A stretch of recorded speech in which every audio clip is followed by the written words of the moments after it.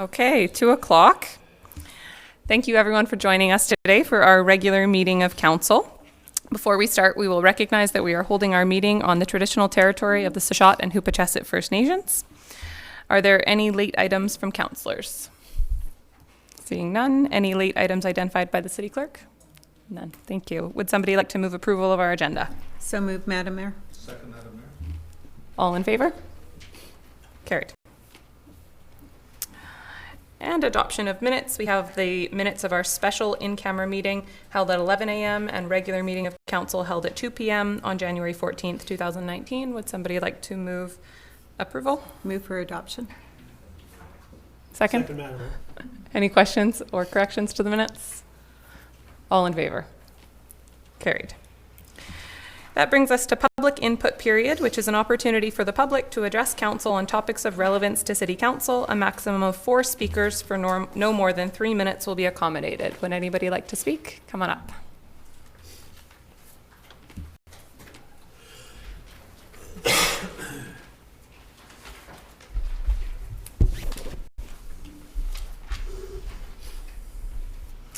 Good afternoon, Madam Mayor and councillors. My name is Pamela Day. I live at 3560 Bracken Lane. I'm here today as a member of Southport community to draw your attention to a letter that I sent to the mayor and one to Chris Washington to ask for your support in an upgrade to the hall at Trinity Church. The community hall at Trinity Church on 5th Avenue in Angus has become a hub of activity in the Southport area of Port Alberni. A Southport community group meets monthly to discuss issues in the area, and there are many regular activities taking place in the hall. Zumba, yoga, Tai Chi, timber choir, AGMs of various organizations, dances, and community dinners, to name a few. Use of the hall is open to and is used by the whole community. Its size and location are such that, south of Dry Creek, it provides a unique resource. On 2 occasions, the tsunami alert and the recent road closure, the hall was used as an emergency gathering and support center for the area. While the hall is suitable for these purposes, it does not have wheelchair access, and the washrooms are downstairs, completely unavailable to anyone with mobility issues. We are currently applying for grants from the Rick Hansen Foundation and other organizations in order to complete an upgrade project to make the hall accessible to all members of the community. The upgrade will result in an accessible washroom with showers at grade level and an accessible entrance to the hall. I'm here today to ask the Council for the City of Port Alberni for a letter of support that we can send to our grant funders to let them know that this project is a positive enhancement to the community facilities in the Southport area of Port Alberni. Thank you, and if you have any questions, I'd be happy to answer.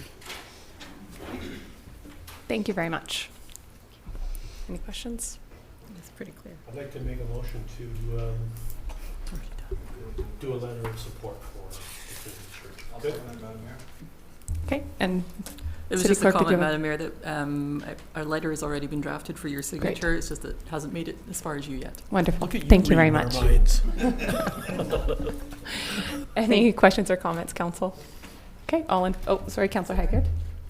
Thank you, Madam Mayor. May I ask Mr. Deacon a question about this? Absolutely.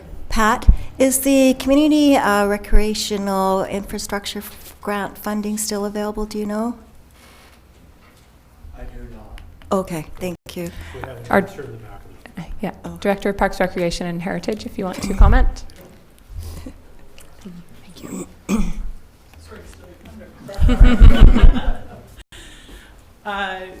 We have submitted the grant for the first initial intake. So the deadline for the initial intake was the 24th. Okay, the reason I was asking because I'm on the board at Cherry Creek Community Hall, and we applied for some funding through the Recreational Infrastructure Fund, and we were able to get it. It's matching funds, but if you're able to get one grant, you can use that to leverage to get additional money for that. So maybe just check that.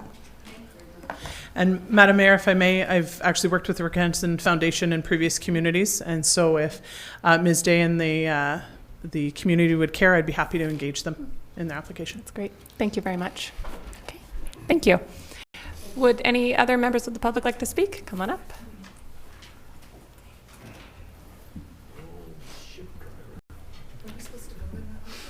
Good I think we afternoon. did. Dave Jarrett, 3515 Oh, 16th. sorry, I'm being sorry. told we forgot to vote on that last motion. Oh, I'm So sorry. all in favor? Carried. I thought we voted, thank you. I wasn't watching when I walked up. That's right. Anyway, Dave Jarrett, 3515 16th Avenue. We've got the new development starting at 4000 Bird Street across the street from us, a single-family development. And there seems to be a proposition to put service the 15 lots with hydro poles down 16th Avenue. At the moment, we have nothing. All our hydro services in the back alley, as is common with most of the streets around us, if they're not already underground. Now, this day and age, it seems rather odd to be putting hydro poles down a single block to a point on one corner of the new development, whereas Bird Street isn't that far away. It could be done underground. Fortis is the only one that wouldn't be on a pole if this goes ahead. Well, they're going to dig a trench for Fortis. Why not, while they're doing it, dig some more trenches for the others? There are ideas, which I think I've alluded to in emails before to you, that about going down the back alley, but that doesn't seem suitable to us on reflection now. We've got a couple of neighbours here who will vouch for that. So I already have a pole on my driveway which supports a light, street light, the only street light on 16th at the moment. And so I've got wires down the side of me, behind me, which loom over the house. Having them in front of me, I would feel a little boxed in. So I just wanted to register that with you, and thank you very much. Thank you. Any other members of the public?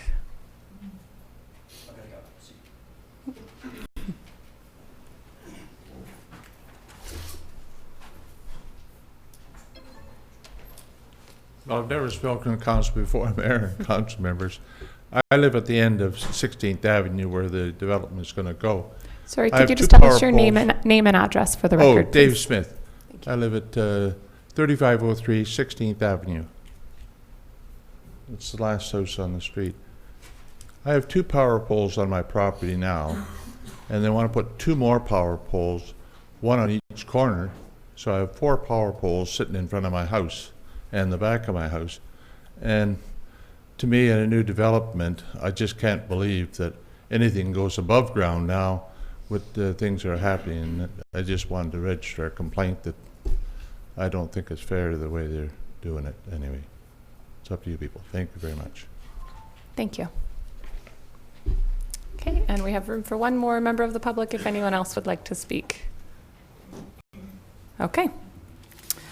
So moving on then to our delegations, and our first one up is Steelhead LNG. Oops. Welcome, and thanks for coming today. Thank you very much for having us. Nice to see everybody again.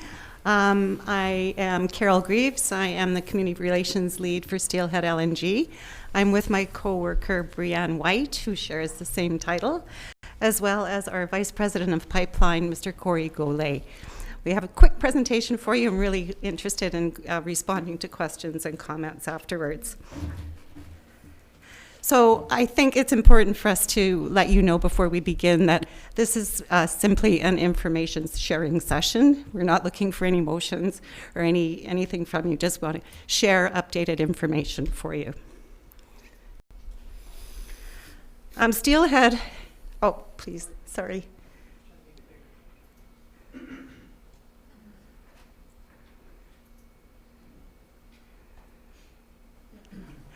Some of you are familiar with us. We are Steelhead LNG. We are a Canadian-based company with head offices in Vancouver.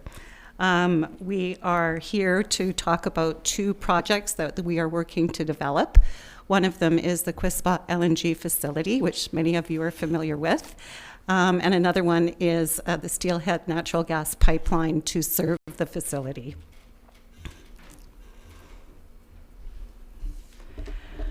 We have, as many of you know, a co-management relationship with the Hawaiian First Nation, We've been working closely with Hawaiiat now for many years. We started in 2014 talking about the possibility of the Quispa LNG project on their land at Sarita Bay. In 2017, there was a referendum amongst the Hawaiiat Nation where 70% of the people voted in favor of pursuing the project. And of that 70%, it's interesting to note that 100% of the hereditary chiefs were also in favor of the project. We've been working closely with the Hawaiiat Nation since then. We've had express consent from them to continue to pursue this opportunity together. And we manage the project together, we make decisions together. So, as I mentioned earlier, we are on Hawaiiat-owned lands at Nunmukamas Bay or Sarita Bay. And as you see in the rendering, we have 3 main components to the project site. At the at-shore LNG units, which you'll see moored to jetties at shore in the foreground, a gas processing facility, and a power plant. The 3 main components are basically what make up the whole Quispa LNG facility. Phase 1 is designed to see about 12 million tons of LNG exported to Asian markets per year. The second phase and the third phase at full build-out, we're looking at 24 million tons of LNG exported per year. There is a gas processing plant that removes the impurities from the natural gas prior to it being transferred to the liquefaction facility, and there's also a power plant.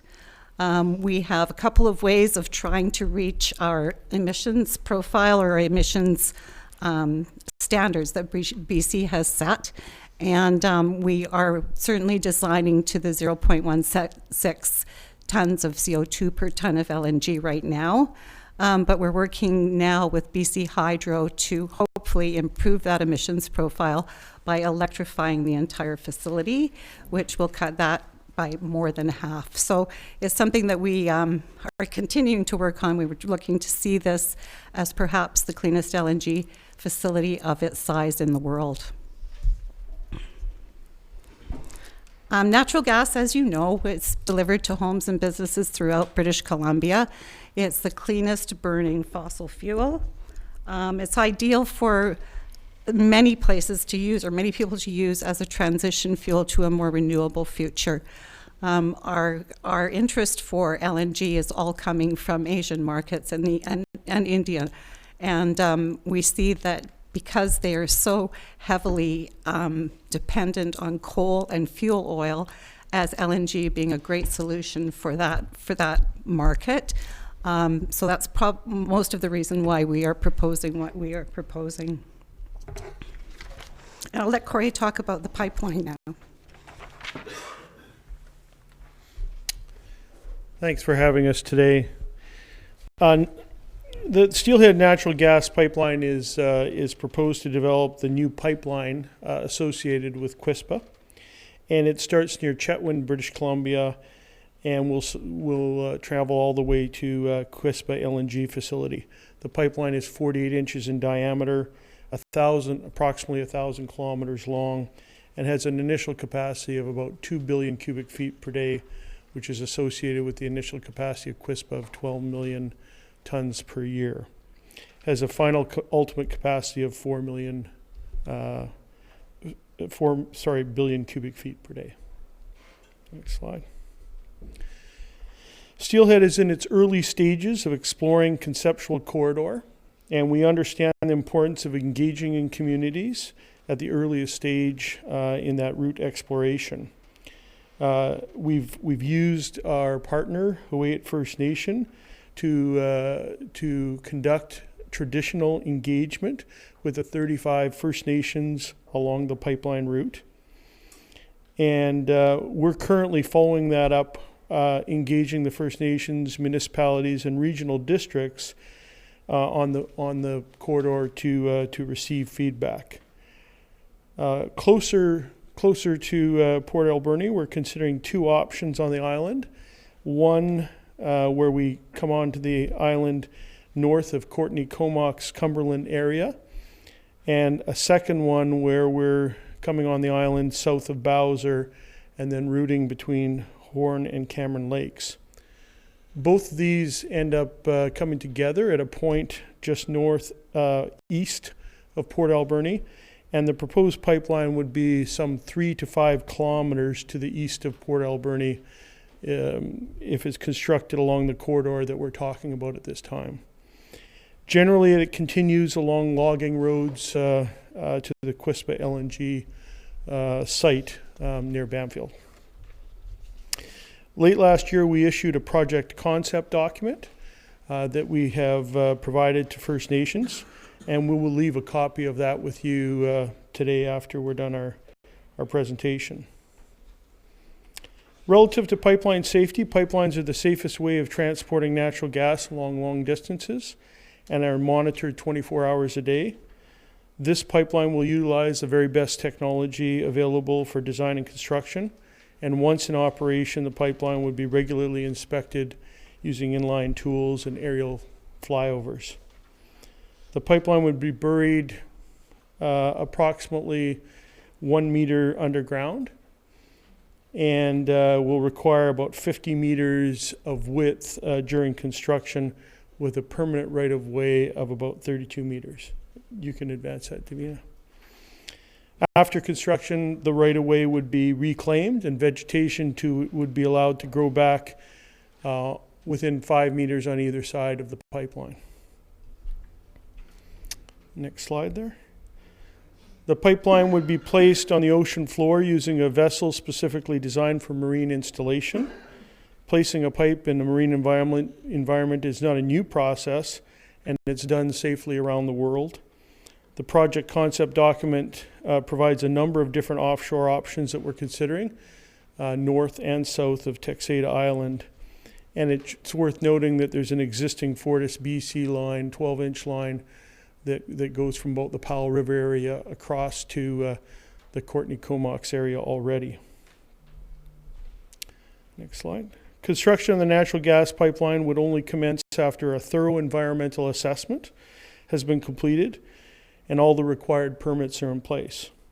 This includes the opportunities for communities like yours and local governments to provide input to the project, including the scope of the assessment and the conditions to be placed on the project if it's approved. Local communities would benefit from property taxes to support delivery of services and infrastructure. Steelhead is also very interested in exploring potential opportunities to support community initiatives.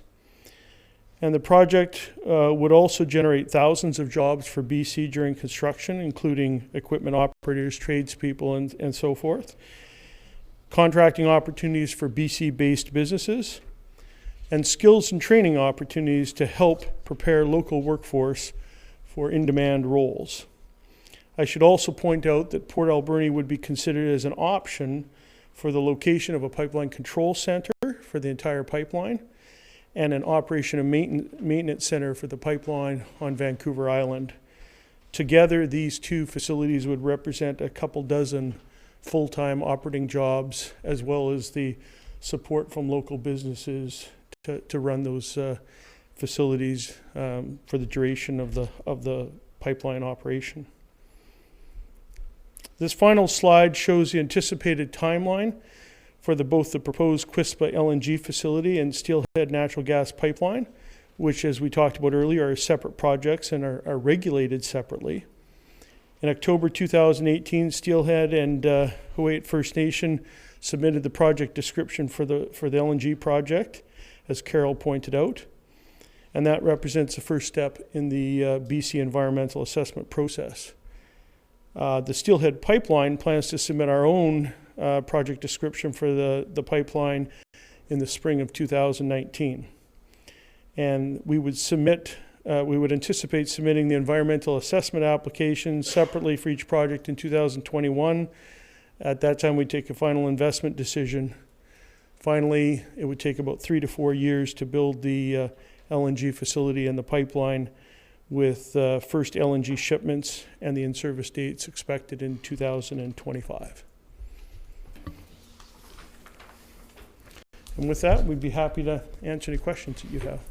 Thank you very much, Council. Any questions? Councillor Washington. Thank you, Madam Mayor. When the pipeline goes underwater, what material is that pipeline? Is it a steel pipeline that goes down section by section, or is it? Yeah, I mean, in this case, the 48-inch pipeline, and I didn't clarify this, is it actually splits into two 30-inch pipelines as it goes underwater, and each of those is coated by about 2 to 3 inches of concrete. And that concrete is required for two reasons. First of all, it's too buoyant and will float if you don't have the concrete on, and secondly, to provide protection. Thank you. Councillor Paulson. Just a couple of questions. Actually, just for clarification, you're talking about a power plant on site and also the ships are shipping. Maybe you could just clarify for everybody here. The power plant would be natural gas powered, I gather, and maybe a comment about the ships and shipping. Yeah, well, I'll talk to the power plant, and then I'll let Carol talk about the shipping. The power plant would be a proposed power plant would be a combined cycle power plant using natural gas, but it also uses the steam generated from waste heat to make it more efficient. So it would have an efficiency of 60%, which would that's what leads to the high efficiency of our LNG process. On top of that, I think, as Carol mentioned, we're considering, or we're not considering, but we're working with BC Hydro to see that we can power the facility using power from the Dunsmuir substation right here just east of us. And so if we were able to do that, we wouldn't build the power plant, obviously. Thank you, Councillor Solda. Sure, shipping. Oh, sorry. So in phase one, what we're looking at or we're estimating is that there will be one LNG carrier come into the facility every 3 to 4 days. It will load and go back out to ocean to its customers. Phase two and 3 at full build out, we're looking at one LNG carrier every 1 to 2 days. And how are they powered? They are typically powered by LNG. Yeah. Thank you. Councillor Solda? Yeah, I've seen your presentation many times and in Vancouver and everywhere. So, but I do have a question here. People are worried about there might not be enough water, enough hydros. So have you been addressing that? I mean, I've heard those comments from people. So in talks with BC Hydro, we're told that there's 500 megawatts available for us today. Okay. So there was one cable upgraded in the last couple of years. So we talk about brownouts and power outages on Vancouver, and usually they're due to some sort of external factor. But the power is available. It's absolutely available for us today. Okay, and the water, you're fine. I mean, we can pull it off the. So the water in what? Because you need water, don't you need water for everything that you do? And no, you're good? No. Okay. So we're talking about cooling methods. There are two different types of cooling methods. There's air cooling and there's water cooling. And one of the conditions and one of the conversations that we had with Hawaiian Nation early on was that Hawaiian wanted us to avoid water cooling. So we will be using large fans that cool the LNG with air. Okay. And a couple more things. Investment into our community. What are we looking at? Yes, it's as Corey said, it's absolutely part of the plan. We're starting little. We're working with a few little groups in the community, but at the end of the day, it will likely be up to the community to determine what they want, what they would like to see. And just to build the plant and everything, what kind of dollars are you looking at? Which invests into our community and the regional? Right, so the facility itself is estimated at $10 billion. $10 billion. Okay, and the jobs that, just a couple more, the jobs that we're looking at, local jobs, how For many? the facility? Mm-hmm. Yes, so at full build out, about 300 permanent operations positions, about 1,500 to 2,000 workers required to construct over a 4-year period. And we're not looking at minimum wage. We are not. That's important. Thank you. Sorry. Thank you. No problem. I'll maybe just add a few things to that. And, we're also looking for to electrify the pipeline as well. The main compressor station for the pipeline would be up near Chetwynd, BC, which Many of you might know that it's close to Site C, where additional power will be available once that facility is constructed by BC Hydro. So that's where all the electricity comes from the BC Hydro grid. Relative to the pipeline, it costs about $10 to $12 billion as well, in addition to the $10 billion for the facility. And there would be literally several thousand jobs along its entire length during construction. And like the facility, we're looking to maximize local employment opportunities as much as possible. It's one of our key values for our company. Thank you. Councillor Corbeil. Just keeping with the local content, is there plans to do some training for operators and skilled positions? Yeah, I think I mentioned that training is an important component of our plan, and I think local communities, First Nations, will be coming out with a training program to make sure that as many people have the access to the training and the jobs as possible. Councillor Haggard. Thank you, Madam Mayor. If my memory serves me correctly, a short time ago, a large proposed LNG project was canceled. Will that help your project or will that hinder your project?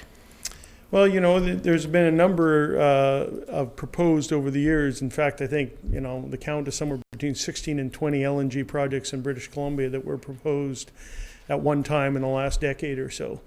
It's really down to only a handful of projects that are still being considered. Of course, LNG Canada just went ahead, and some people might view that as competition to a project like ours. We actually see it as a great sign that this industry can be an important future for British Columbia, and so we see them as taking the first steps towards creating that industry, and we'll be a fast follower to that to make it successful. Thank you. And Councillor Poon, any questions? Yes. What are the major obstacles at this point for your project to go forward? Yeah, obviously we have to go through a regulatory process, including the environmental assessment that we just spoke about. And it's important for us, and that's why we're here today, and we spend so much time with First Nations to get that community acceptance of our project and Indigenous acceptance of our project. And really, that'll be the focus for the next couple of years. Thank you. Councillor Paulson.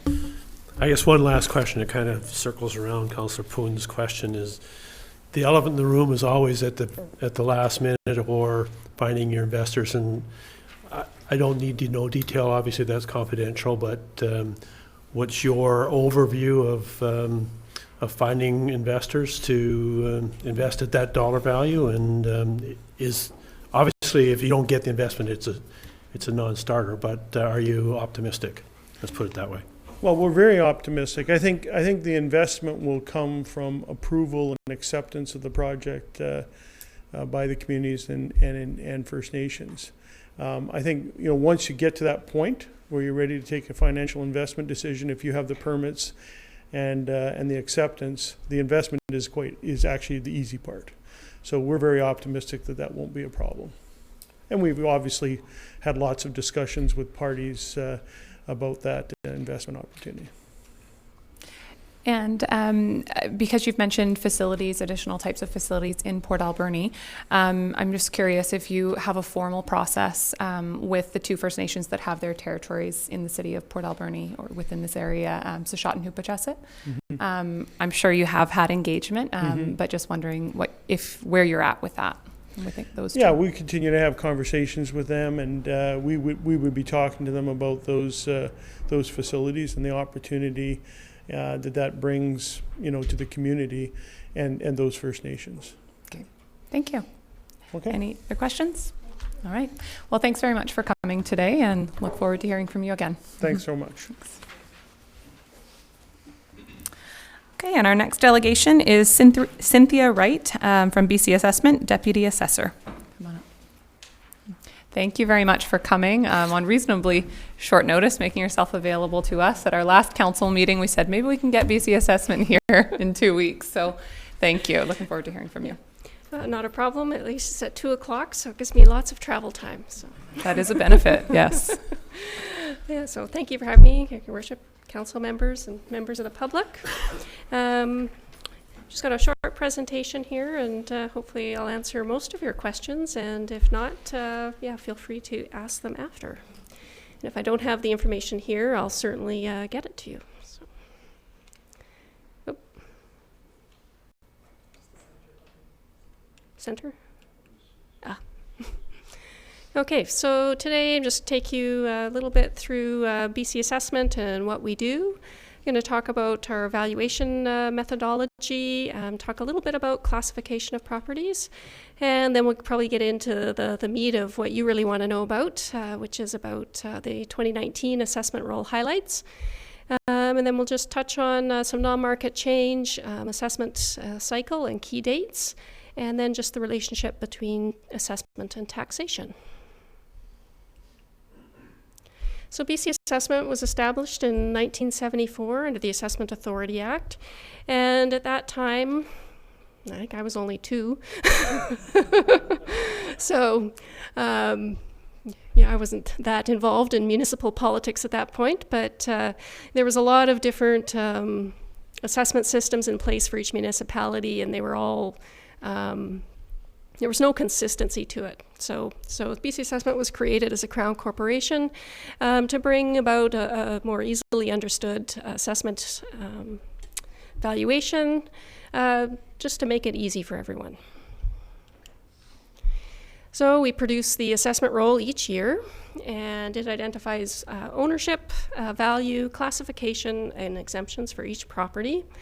And this year we had, we're over the 2 million properties, and we didn't quite hit the $2 trillion mark on the provincial assessment roll, but very close.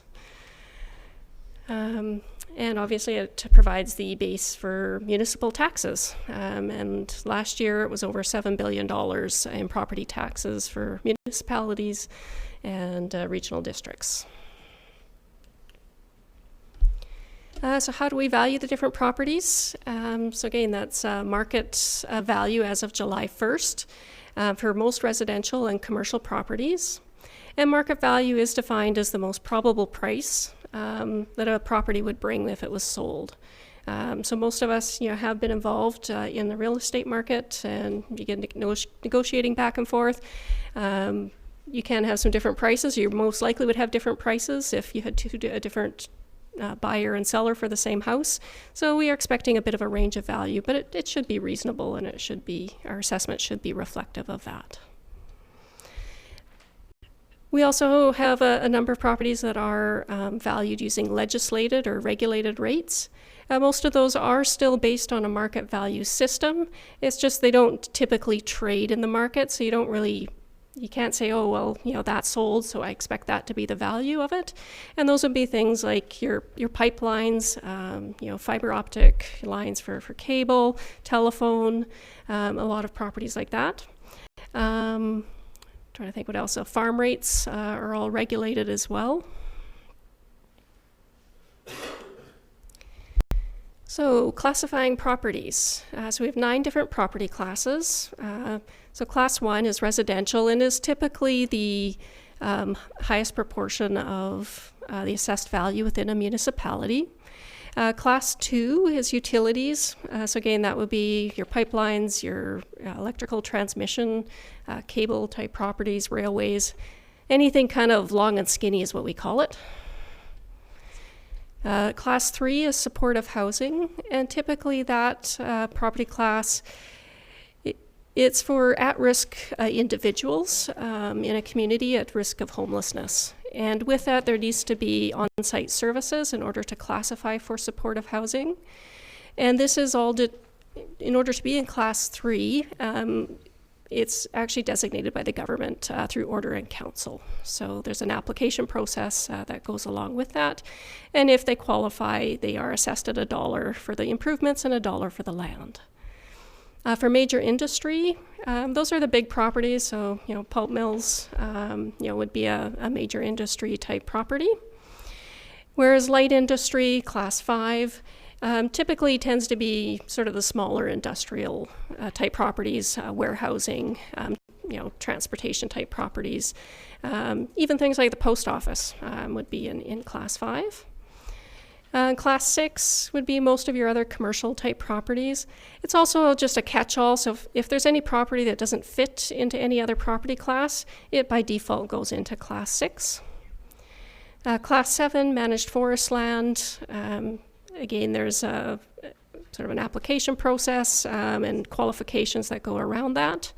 And a lot of Timber West type properties would fall into sort of class 7 for managed forest. Class 8, recreation nonprofit, for the most part, I think fairly self-explanatory.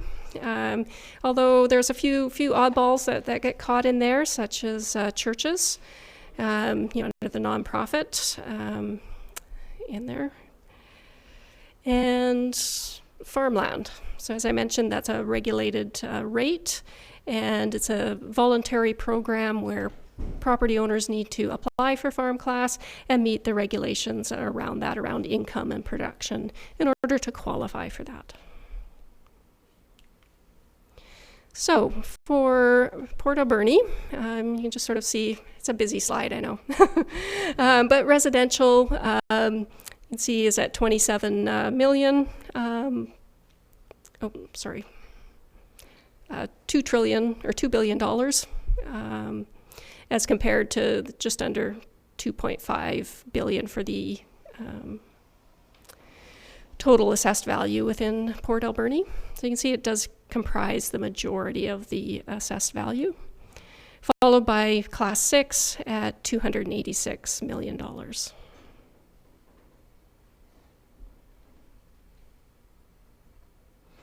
And that's a pretty typical distribution for most municipalities. Will see that type of distribution. So within, title of that slide is totally incorrect, but the data is correct. So the single family properties did change from 10 to 30% this past year I'm going to say View Royal because it's sitting in front of me, in Port Alberni.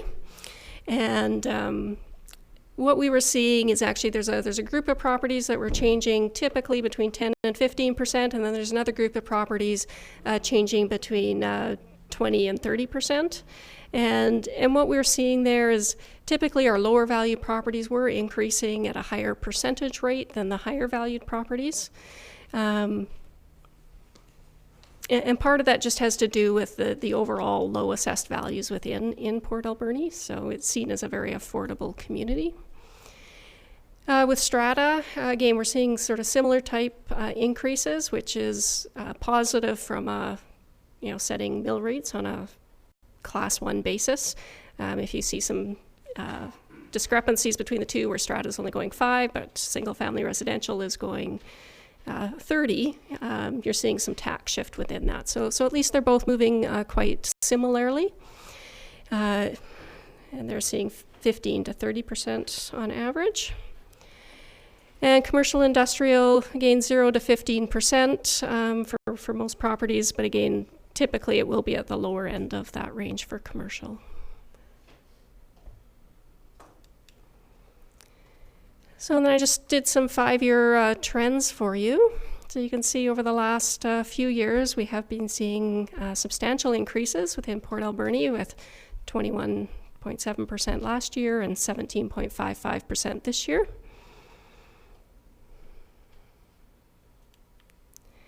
And the commercial market, again, sort of some fairly steady increases over the last 3 years, between 5 and 8%.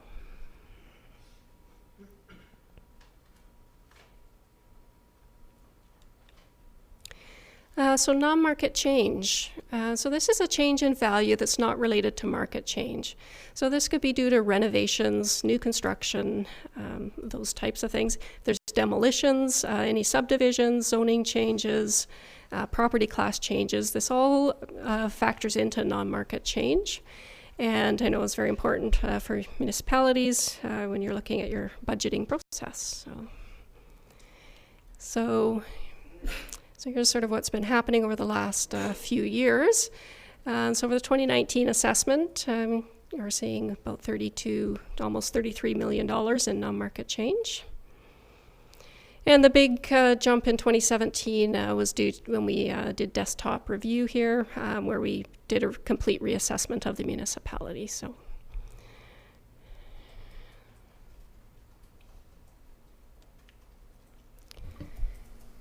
assessment cycle, key dates, if anyone's not familiar. Right now we are in January inquiry period at the top there, and that's where we just really encourage people to contact us if they have any questions in regards to their property assessment. And January 31st is the appeal deadline, which is on Thursday.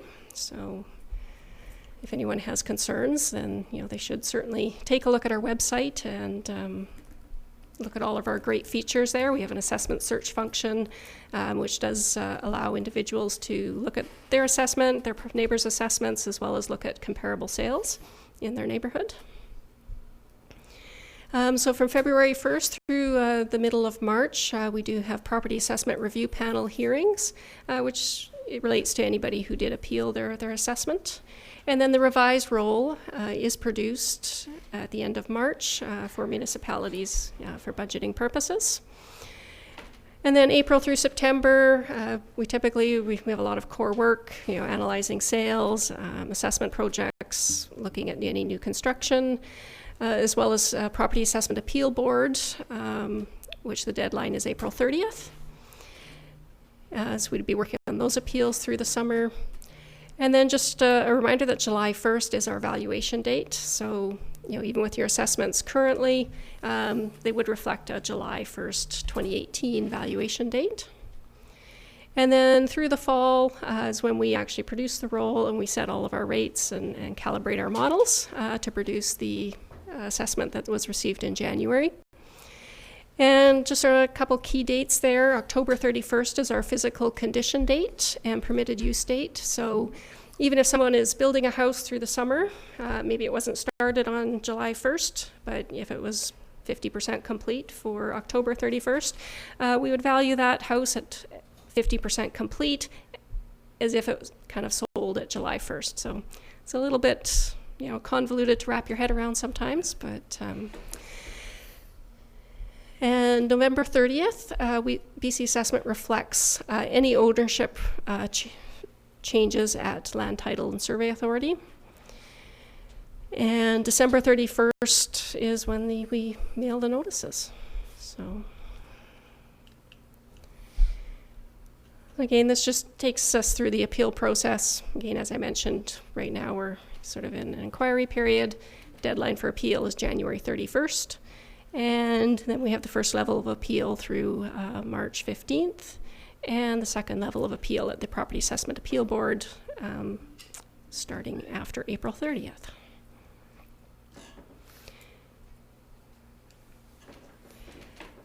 So, relationship between assessment and taxation. So there is a relationship. So the assessed value multiplied by the mill rate of the municipality equals the taxes payable. And again, it's always, we get a lot of questions around taxes. Well, how does my increase in assessment affect taxes? And, we do obviously refer them back to the municipality. But having said that, if the average increase of your property is similar to the average in the municipality, typically there won't be, there shouldn't be a significant change in the taxes, assuming the budget remains the same. So. And just we have a bunch of resources on our information, some for the municipalities, and certainly our assessment search, as I mentioned earlier, which is available to everyone. And we have lots of great YouTube videos that do talk about valuation, the relationship between assessment and taxes, and that's it. So. Thank you very much for that. councillors, any questions? Councillor Solda? Yeah, my question is, there's a lot of seniors, obviously, that are not on computer, so now what?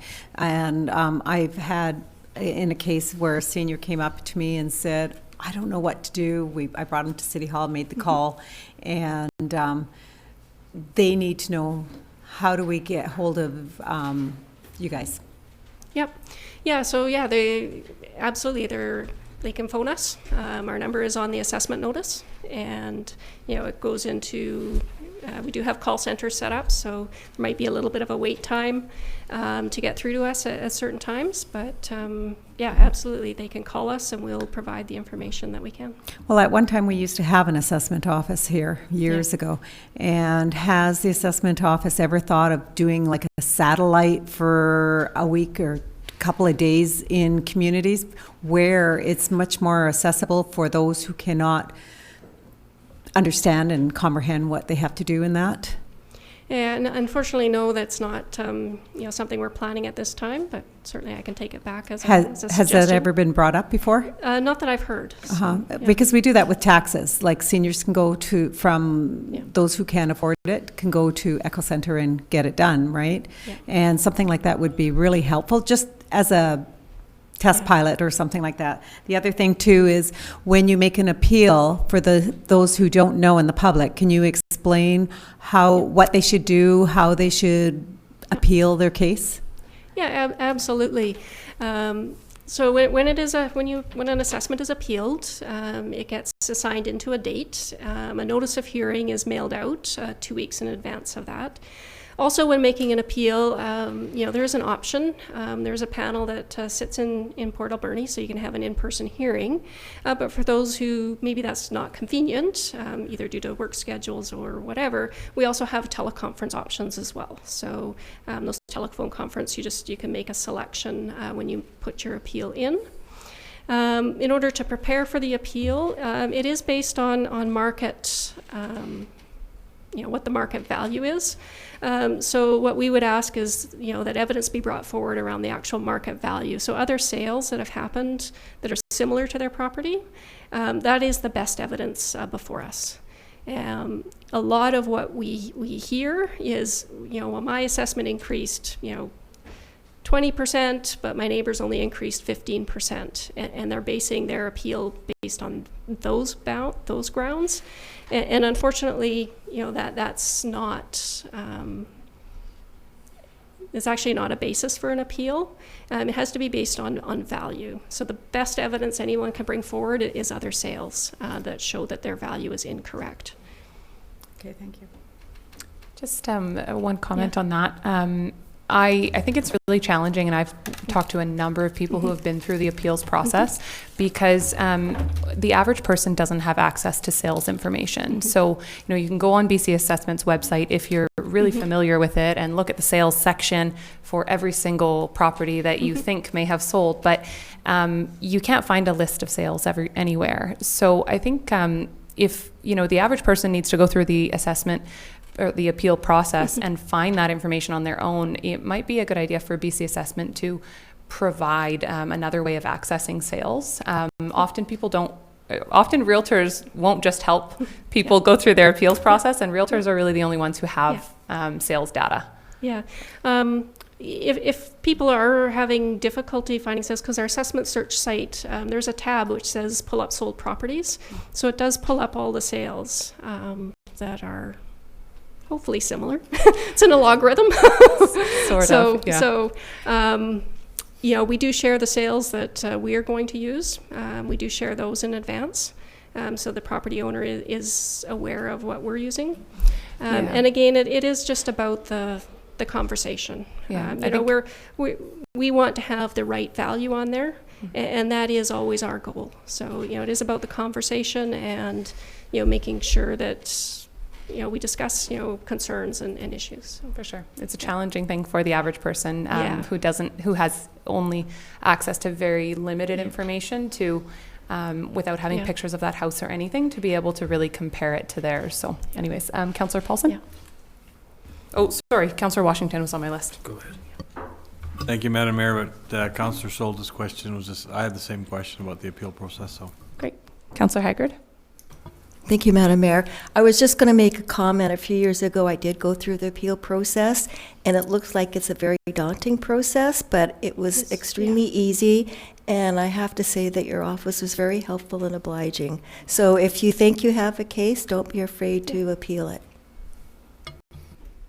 Yeah, thank you very much. And I agree, it isn't intended to be a daunting process. It is intended to be, it's before a tribunal of 3 community members. I don't know that they're just Port Alberni, but they're from the area, and it's just 2 people. We're both making a short case, and it's you don't need lawyers or anything. It's just get up there and say what you think. So. Okay. Councillor Paulson. I think it's better if you get up front and cry a little bit. I'm going to cry about mine. Yeah, me too. I just gleaned very quickly from the chart. I think there's a 17.36% change in market value, and I think that's probably the average for the community.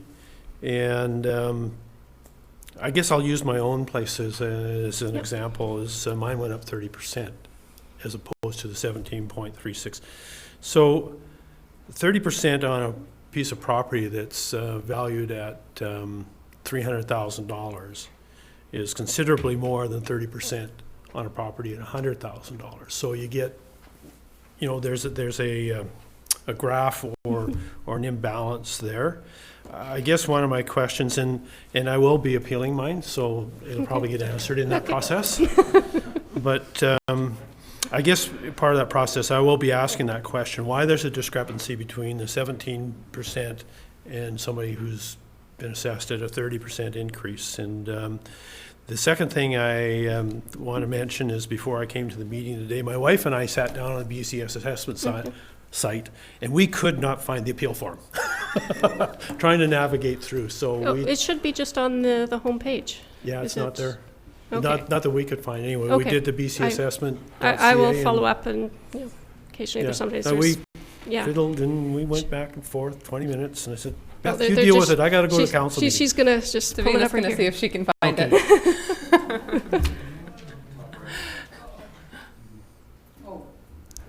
While we're looking to see if Councillor Paulson is wrong. Yeah. Yes. Councillor Poon, do you have a question? Yeah. It's right. Yeah. It's right there. Right there. Print this page. There we go. So when we pressed that notice of appeal form, it came up something different. Okay. He's been wrong before. Okay, so it says you can do this by phone or using online form found here. Push here. That's what I mean about elderly people having trouble.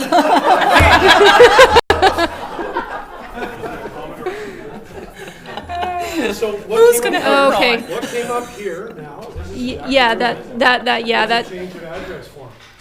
No, this is just a contact us. This does not look like an appeal form to me. So you would just send this if you wanted us to contact you. Oh, it does say change of address at the top. Yeah, it does say change of address.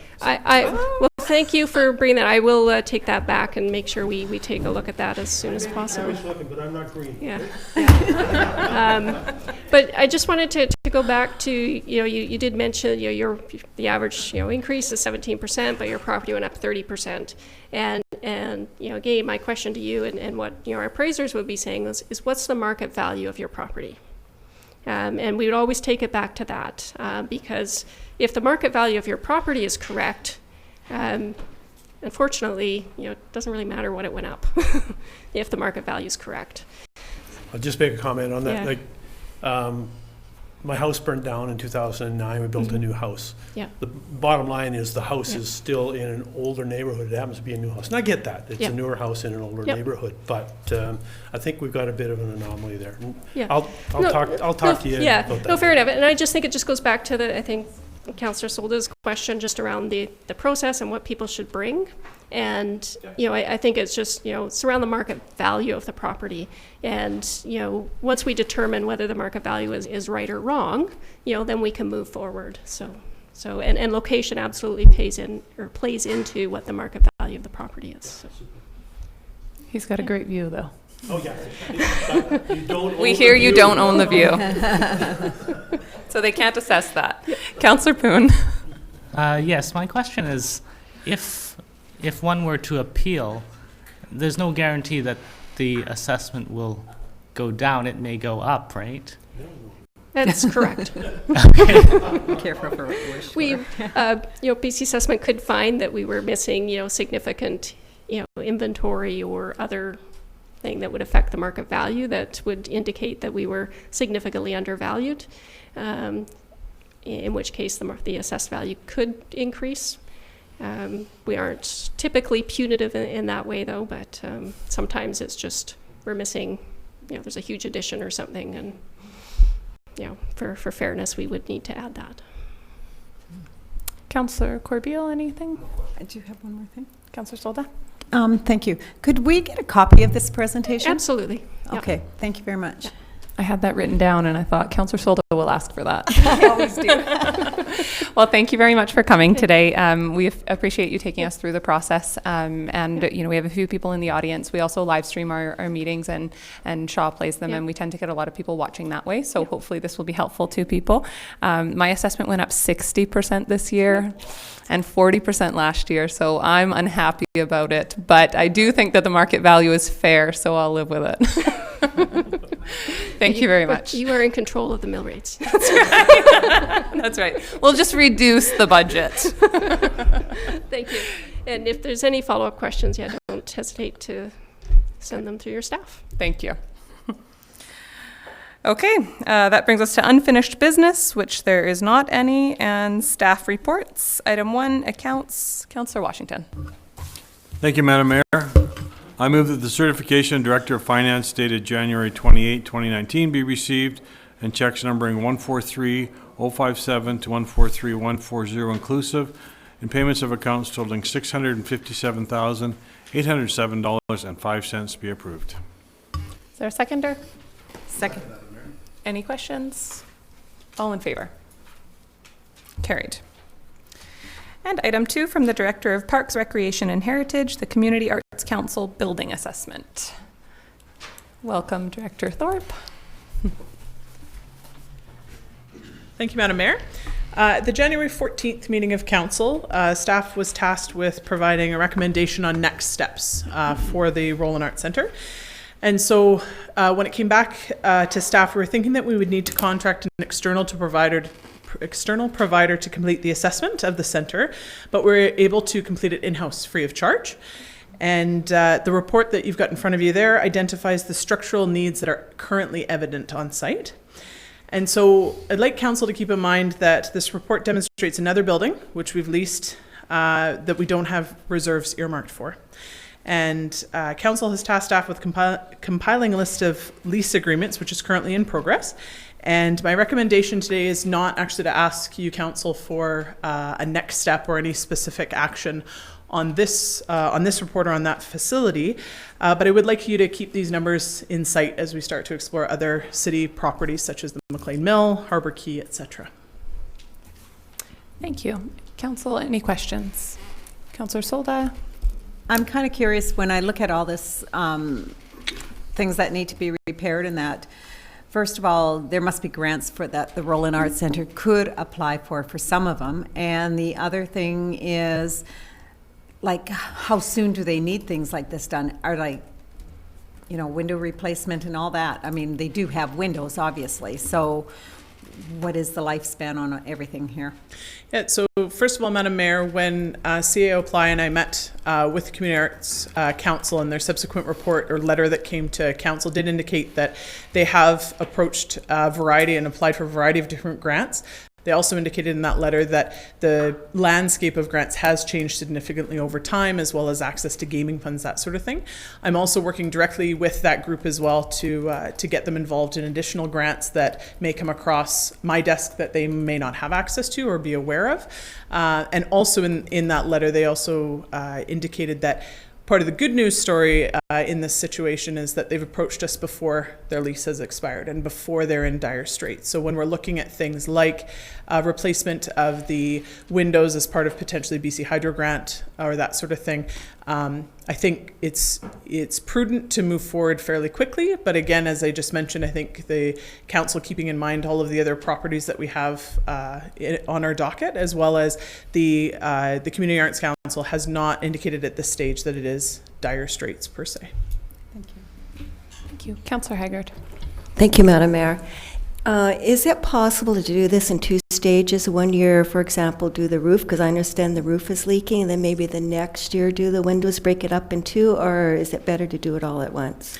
I think, Madam Mayor, it might make sense to, that would be, I think, a further discussion to have. So looking at whatever makes the most sense. So if there's an ability to offer repair in phased, in a phased approach, I think might make sense.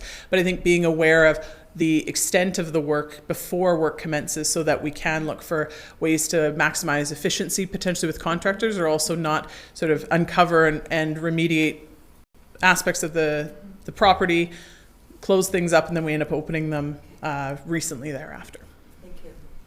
Councillor Paulson. Thank you, Madam Mayor. Just a good news story here, I believe, is I believe that there was a significant donation made to the Roland Arts Centre recently, and thank you to, I forget what the group is called. I think it was 100 plus women who care. Yeah, and there's way more than 100 plus now, so it should be 200 or 300 Over plus. 200. I understand that there's a significant donation made from that group. I would hope that that doesn't go into general operating, and it might be able to be applied in part to these to offset. So just a thank you to the ladies of our community. It's a fabulous donation. Any further questions from council? Councillor Solda. Yeah, so Madam Mayor, I'm going to move that the report for the Director of Parks and Recreation and Heritage dated January 21st, 2019 be received, and we add this report to our other buildings that are in need. Is there a seconder? Second, Madam Mayor. And just to clarify, you are working on that report, or we are working on a report with that essentially right now? Yes, we are. Okay, wonderful. Any questions on the motion? All in favor? Carried. Thank you very much. And item number 3 from our Manager of Bylaw Services.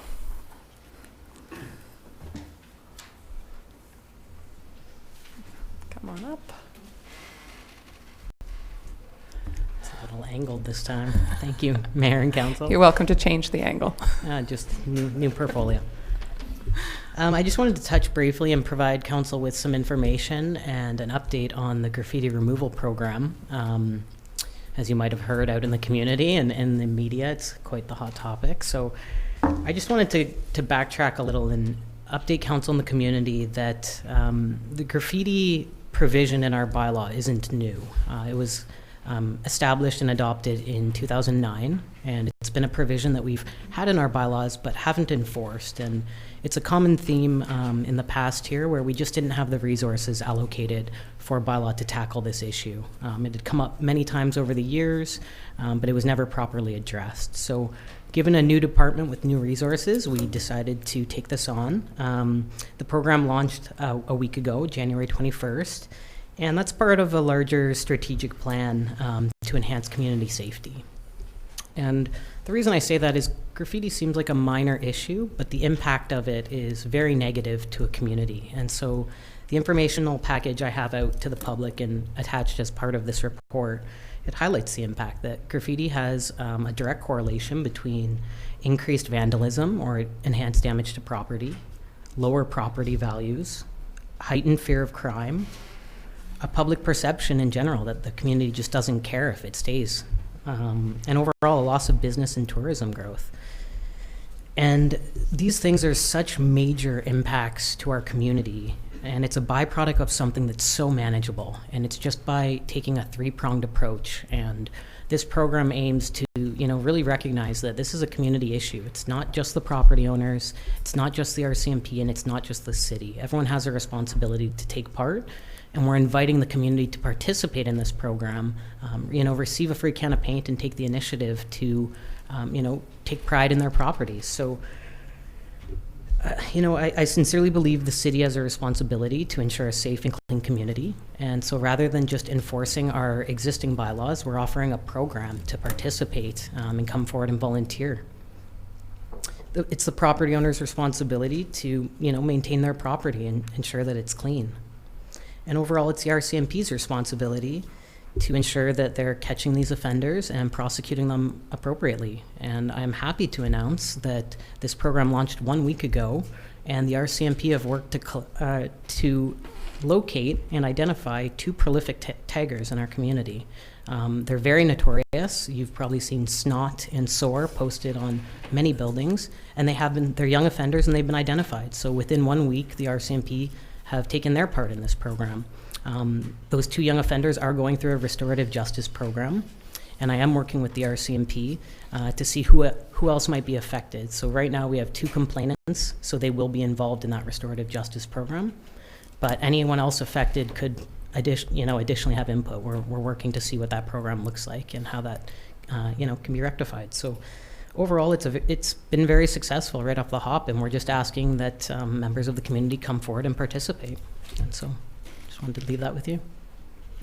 Thank you, Mr. Scott. I'm very happy to see this coming forward, and I want to thank your department and RCMP and everyone who's been involved in this, communications I would imagine as well, for how it's come forward, because I think it's really important that we have put together this proactive approach, supporting business owners. I mean, I think it's clear that nobody here wants to see the business owners have to suffer because of this. So I think the way you've put it together is fantastic.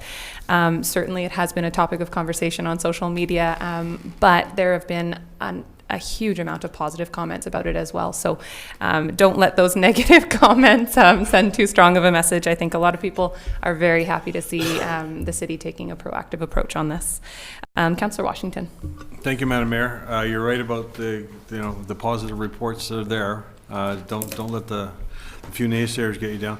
I've read the report and I read it twice, and I thought that you had everything that came to my mind was well covered, and I didn't intend a pun there.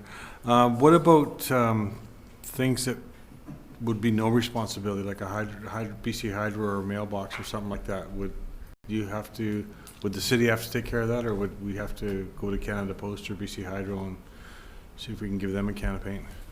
Absolutely. We're looking to deal with this as quickly and efficiently as possible. So anything that's on public property, we have engaged with the appropriate city staff to ensure that we're taking care of public property as best we can. I know that the officer in charge, our bylaw officer, has been working to reach out. So, those large garbage bins, and working with contacting them to advise, hey, what steps can you take? This program is underway. And the goal is to get it removed from everywhere. So anyone that may be affected or is responsible, we're reaching out to them. Thank you. Councillor Solda. Yeah. So my question, I think it's a great program, but I do have a couple of concerns. What about the owners that don't live here, live in Vancouver or wherever? So how do you get them to paint the buildings when they're not here? So there are 2 options. The first is we always send a letter to anyone just advising of the contravention and then asking them to participate. The 2 so far that have actually received the vouchers have been 2 out-of-town property owners who have come up and painted over their property. So that's been a success. I imagined it would actually be the opposite, that we'd have a harder time with out-of-town property owners.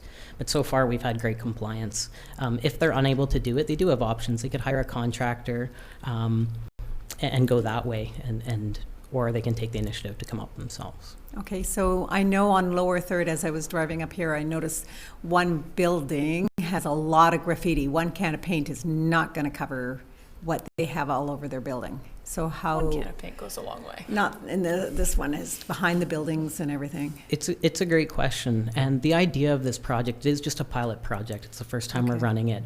The idea is to get the ball rolling. So engage the community, help them as best we can. If we find that this program is a success, you might see me standing before you demonstrating that and seeing how we can move forward in subsequent budget years to keep this project rotating. And just 2 more things. Enforcement. So some people don't comply with the request. How are we going to enforce that? Absolutely. This is a conversation I don't like having because I'm optimistic that we can get voluntary participation. The reality is it is a bylaw that's been in effect since 2009. It is an issue that we need addressed really quickly. stats show that the faster it's removed and painted over, there's almost a 0% reoccurrence rate of the offender. So it's that three-pronged approach. If they ultimately choose that they don't want to participate, there will be a fine issued like similar bylaw contraventions, and we will hire a contractor to go out and paint over it. Okay, and one other thing, the young offenders that were involved, I would love to see them actually scrub the building and paint them. That's how I feel on things like that. They are part of a restorative justice program. I'll receive further details on exactly how that works, but I imagine there will be some cleanup involved. Wonderful, thank you. Councillor Corbeil. That was my question. Community service. Great. Any other questions? Okay. I have one further question. What happens when there's tagging and it's wet or something and you can't paint an exterior building within the 2 days? Absolutely. So we do have 7 days for compliance. We are very open to working with anyone who comes to us and says, hey, we've identified this graffiti, or we've identified it for them, and they say, hey, it's raining out, we can't do it, weather doesn't permit, or I can't get up till this day. We're more than willing to work with those people, because those are the people that are coming forward and recognizing there's a contravention and they want it resolved.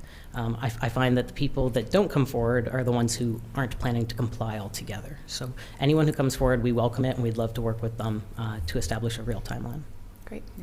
Thank you very much. Would somebody like to move receipt of the report? So moved, Madam Mayor. Second? Second, Madam Mayor. Thank you. Any more questions or comments? All in favor? Carried. And item 4 from the City Clerk, McLean Mill and Tourism Rail, our January 21st Committee of the Whole minutes and reference materials. City Clerk, there's a lot of information here. Do you want to speak to it at all? Yes, Madam Mayor. I'm not sure it can be summarized, but no, I won't even attempt to do that. But essentially what this is, Madam Mayor, is the minutes from the Committee of the Whole meeting that was held on January 21st. The agenda that was produced at the time contained significant reference material, and during the meeting, additional material was received. So rather than provide the entire package on Council's agenda, it is available on our website. The video of the meeting is on our website. And what you have before you today is a report that essentially outlines all the reference material and the report from the Committee of the Whole meeting. So it's provided for Council's consideration and any further direction moving forward. Great, thank you. So Council, this is a big conversation and a big topic, obviously. I think we should have some conversation here today if people have questions or comments to make. And then what I would suggest is we give direction to staff for further information we would like to see to help us through this decision-making process, rather than trying to make any formal decisions today. So if there's questions that we have or something we'd like a report on to get started, we might want to ask for that today, but I would suggest we're probably not going to make any real decisions on it today. So with that said, Councillor Paulson? Yeah, there was 191 pages in that attachment, and I did go through it over the weekend, but and it was very daunting, I found. Report in there on every single building and every single asset, both on the rail and on the McLean Mill site. Those two things can go back and review, but I would really like to put on our agenda, if we could, the 5-year financial plan for McLean Mill was on there, and I would love to go over that again for discussion. And there were some dollar values attached to that in a chart form. This is a monster subject that we're dealing with, and at the end of the day, we have to decide as a council, do we want McLean Mill to continue? And we need to make that decision, and there's certainly lots of people for and against, and the meeting that we had, Committee of the Whole, was really well attended, so I'm just not prepared to make any decisions. And I know that this will be part of our budget process as well, so keeping that in mind, I'd like to refer to the budget process and also to McLean Mill Society if they would do their 5-year financial for us as well. Thank you. Councillor Washington? Thank you, Madam Mayor. I would like to see if they could, I'm sure this happened in the past, but I don't know the results, if they could develop a program to adopt a building. I know that at one point they were trying to do that, so one of the garages, they would try and see if one of the petroleum companies would adopt the building and help pay for roofs and nails and such like that, or the old blacksmith shop, get a hold of the local, what we've got left of blacksmith shops, probably Canadian Maritime Engineering, and see if they would sponsor that building, just to take some of that load off the MMS and free up their money for other things. And like Councillor Polson says, I'd like to see it continue, but we can't keep throwing into there, and definitely as a static display, I think we could even get, there's got to be videos of the actual steam working in the past, and get some big screens in there, and when they go do the tours, have the video available for people to look at if they want. But we've got to come up with a plan B, because plan A is not working. Thank you. Councillor Solda. Thank you, Madam Mayor. I actually wrote notes on what I was going to ask, and I can't find them worth beans on here. But so, anyways, I think if you end up going to the FCM, I would love to see you make an appointment to talk to the federal government and see where we are with the mill. Also maybe have a discussion with our MP, Gord Johns, would be a great starting point too. I think that with the $2.6 million that we were allocated years back, we looked, if you look at the contract, it says that we had to have a big opening and everything, and we kind of went through our contract and we did have all this. And are we still obligated to go ahead with the mill in its form now? I'm not saying totally get rid of the mill. I'm just saying, are we obligated? Maybe a lawyer's opinion. I know that's called spending money, but we're going to be spending big money if we don't. To get their opinion on this contract, a new updated version would be great from a lawyer. I also think we have some water issues that are still big time pending, and where is that going to lead in the summertime? Sure, we can have bottled water there, but it's not going to solve the problem. There's a lot of good things that are with the mill. I mean, people would come into the Soldas as an example, and I would send them up to the mill. So it's not like we haven't done that. But I think we need to have another separate meeting to discuss McLean's Mill. And I have concerns. I'm, as everybody else here has, taken the tour of the mill since we were elected, and there's some things that I am not happy about. I don't know how much a building, looking at the floorboards that are falling apart, the roof is falling apart, how much is it going to cost? And then when you look at the big picture, the McLean's Mill people came in here and said, well, $300,000 would help us keep the mill running. No. It's going to cost a lot more, and I wish I had those figures in front of me that I figured out. And I'm looking at like $800,000 by the time I look at the bigger picture that I have been in the past with council. So it's going to cost a lot more than $300,000 to run the mill. And we need to really have another discussion. But I'd love to see you book an appointment at the FCM and have that discussion about it. So thank you. Great idea. Thank you. Councillor Haggard. Thank you. It's going through this process, it appears that the IHS and McLean Mill site have been too intertwined. As a community member, I've always wondered, where did all this money go? But I think a lot of the money that I thought was intended for McLean Mill site has actually gone into keeping the rail going and keeping the trains going. I could be mistaken, but I think that's what's happened. So unfortunately, I think they've been too intertwined, and I think moving forward, they should be two completely separate entities. So when you designate money for McLean Mill site, that is what it's intended for. And I agree, we also need numbers. If $300,000 was talked about, I want to see a breakdown of where that is going and how much it's going. And we were given a lot of information, but moving forward, I didn't see any really operational cash flow. What is our projected cash flow from McLean Mill site, and what is our projected expenses? So I would like to see some more numbers before we move forward, and maybe some ideas to separate the two societies. Thank you. Thank you. Councillor Corbeil. I know this is, I think, underway, but the first thing we have to look at is a complete survey to ensure that the contaminants are taken care of. That, depending on how that goes, could seal the fate, so to speak. I think the second step would be to, again, we probably need legal advice, but what did the original agreement mean? And, what are the implications, one way or the other, whether or not we stick with or walk away from it? Same as Councillor Haggard, as far as having actual concrete numbers, they've been a little bit ambiguous. How much is the cost going in and the attendance coming out? I'm really, you hear sort of rough numbers, same as the spin-offs, that there's been numbers bandied about that, each person brings X amount of dollars to the community. I'm not too sure about those, but it'd be nice to get some real concrete numbers before we make what's going to be a very big decision. Thank you. Thank you. Councillor Poon. Thank you, Madam Mayor. I do agree with Councillor Haggard and Councillor Corbeil.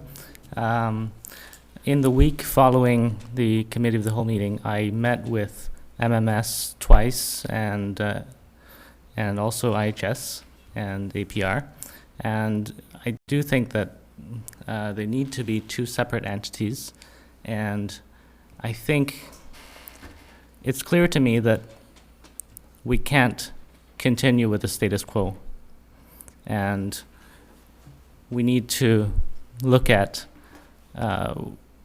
ways to retain what's profitable and remove what is not working out for us. Thank you.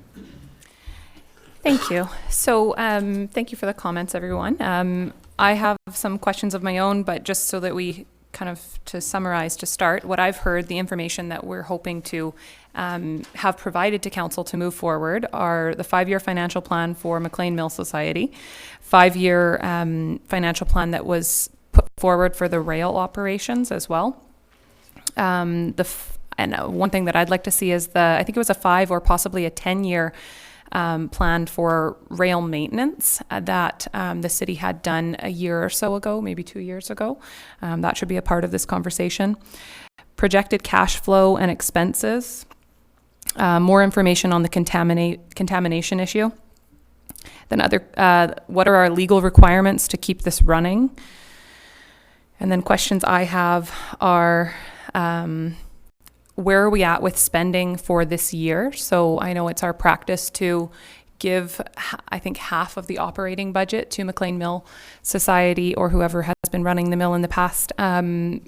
Give that at the beginning of the year so that they have money to get started for operations. So how much of that has been spent, and what kind of commitments are there currently for this year? I think that's important for us to know.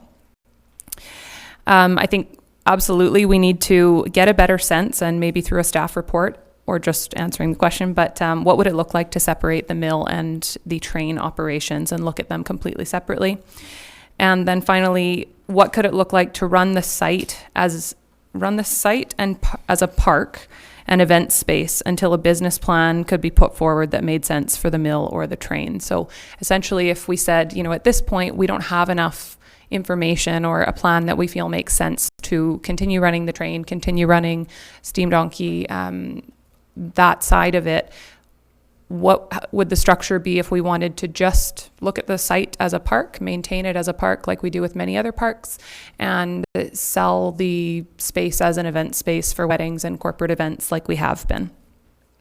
So those are my questions. I would suggest that Councillor Solda talked about another committee of the whole.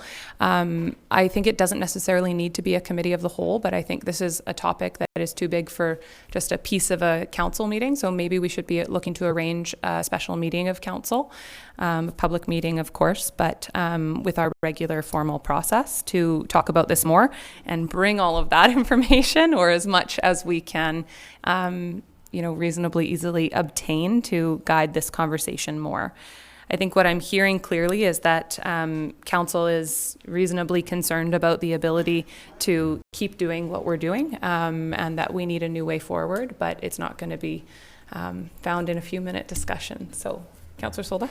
And Madam Mayor, I would love this meeting to take place after I come back in February, please. And it gives staff a lot of time then to get it together. I think we can't commit to that because you can call in, but we need to make at least some decisions about this in a reasonably short period of time because of the budget. Doesn't mean we have to, decide the complete future of McLean Mill, but I think we need to at least be starting these conversations sooner rather than later. Okay.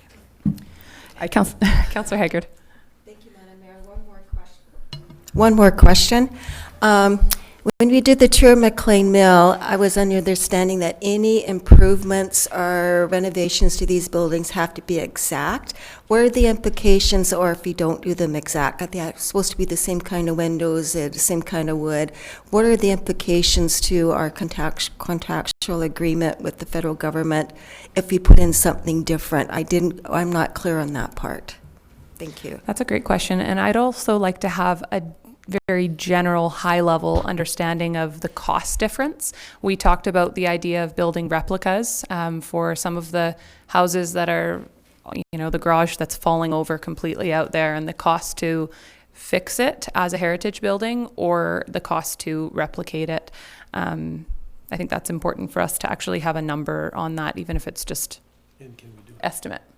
And can we replace them with replicas? And also, can we source the material to replace them as heritage sites? Okay. Council, any other information we want to request on that? Mr. CAO, did you get all that, buddy? I think he's got it all. He's got it all. That's right. Okay, would somebody like to move receipt of the report? So moved, Madam Mayor. Second? All in favor? Carried. Thank you. Okay, on to our new Manager of Planning Development Status Report. Thank you. Come on up. Yeah, maybe not. Maybe not. Okay, thank you, Madam Mayor. So in the fall, I believe in November of 2018, which little asterisk I was not here for, but I believe council had asked staff to prepare a report about the status of development in the community. And then I believe subsequent to that, in November of 2018, staff provided mayor and council with a actual site tour around the community of various developments that are underway and being supported by the city's planning department. So what I have prepared here for you is just a summation of that tour, essentially, and all the projects that have kind of been underway and being supported by the current city planning department. In addition to that, if you turn your attention to page 2 of the report, what you'll see is a residential building comparison for 2017 and 2018. I thought this was particularly important information for mayor and council to receive today to get an understanding of where development is happening with regards to residential development. I believe it's a good indicator that growth is happening in the community, that 2019 will probably see continued higher number of units coming onto the market. And it's, I think, a good indicator of where the market is shifting a little bit. And I just thought that would be important additional information to provide today to Mayor and Council. Thank you very much. Councillor, are there any questions on the report? Councillor Paulson. Just a quick question. Multiples, 0 last year, 32 this year. Is that the homeless shelter? I believe so, yes. Okay. Thank you. Any further questions? Okay, thank you very much for the report. Really nice to see them all laid out and get a better idea of what's going on. You're busy. Would somebody like to move receipt of the report? Second? All in favor? Carried. Thank you very much. Thank you. Item 6, from the City Clerk, the Alberni Valley Community Forest Corporation. We have a report dated January 24th from the City Clerk advising that Council's authorization of Alberni Valley Community Forest Corporation's resolutions of shareholder in writing is required. Would somebody like to make that motion? Go ahead. Councillor Corbeil. Make the motion that the Council for the City of Port Alberni endorse the Alberni Valley Community Forest Corporation resolutions of shareholder in writing as presented. Is there a seconder? Second, Madam Mayor. And are there any questions or comments? My one comment would be if we could make a request that the community forest notify council of their AGM in writing, I think that would be appreciated. I know last year a lot of councillors weren't aware that it was going on. Also, thank them for the dividend. Okay, on the motion, all in favor? Carried. And item 7 from the from City Clerk, ACRD Community Child Care Planning Program application. City Clerk, do you want to give us just an overview of the change in this? Certainly, Madam Mayor. Council had previously endorsed this resolution that the ACRD is applying for funding for community childcare planning. They received notification that our motion wasn't quite adequate to go forward with the resolution, so they've asked us to change it somewhat with Council's endorsement that the ACRD as the primary applicant be authorized to apply for, receive, and manage the grant funding on the city's behalf. So it's just expanding on the motion that Council had endorsed previously. Great, thank you. Councillor Poon, would you like to make that motion? Yes, I'll make that motion. I move that Council for City of Port Alberni support the Alberni-Claycook Regional District's application to the UBCM Community Child Care Planning Program for funding to undertake child care planning activities and develop a community child care space creation action plan for ACRD region communities. And further, that the ACRD, as the primary applicant, be authorized to apply for, receive, and manage grant funding on the City of Port Alberni's behalf. Thank you. Is there a seconder? Second, and any questions or comments? Okay, all in favor? Opposed? Carried. And on to item 8 is manager's report, and our first report is from the Director of Parks, Recreation and Heritage.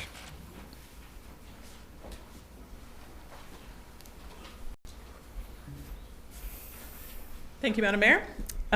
2 items that I wanted to bring your attention to that actually aren't included in the report. First of all, regarding museum admissions. So further to Council's recent direction, I'm currently working with museum staff and support of the Heritage Commission to develop an admissions strategy that will start with the traveling exhibit. So Echoes in the Ice, the Finding Franklin ship exhibit in March, and that will continue, admissions will continue on after that traveling exhibit vacates the museum in June. And secondly, regarding SO lands. So SO lands represent a great opportunity for the city to add value to our waterfront area, and I'm seeking a motion from council today to direct staff to begin a public engagement process for how those lands should be used.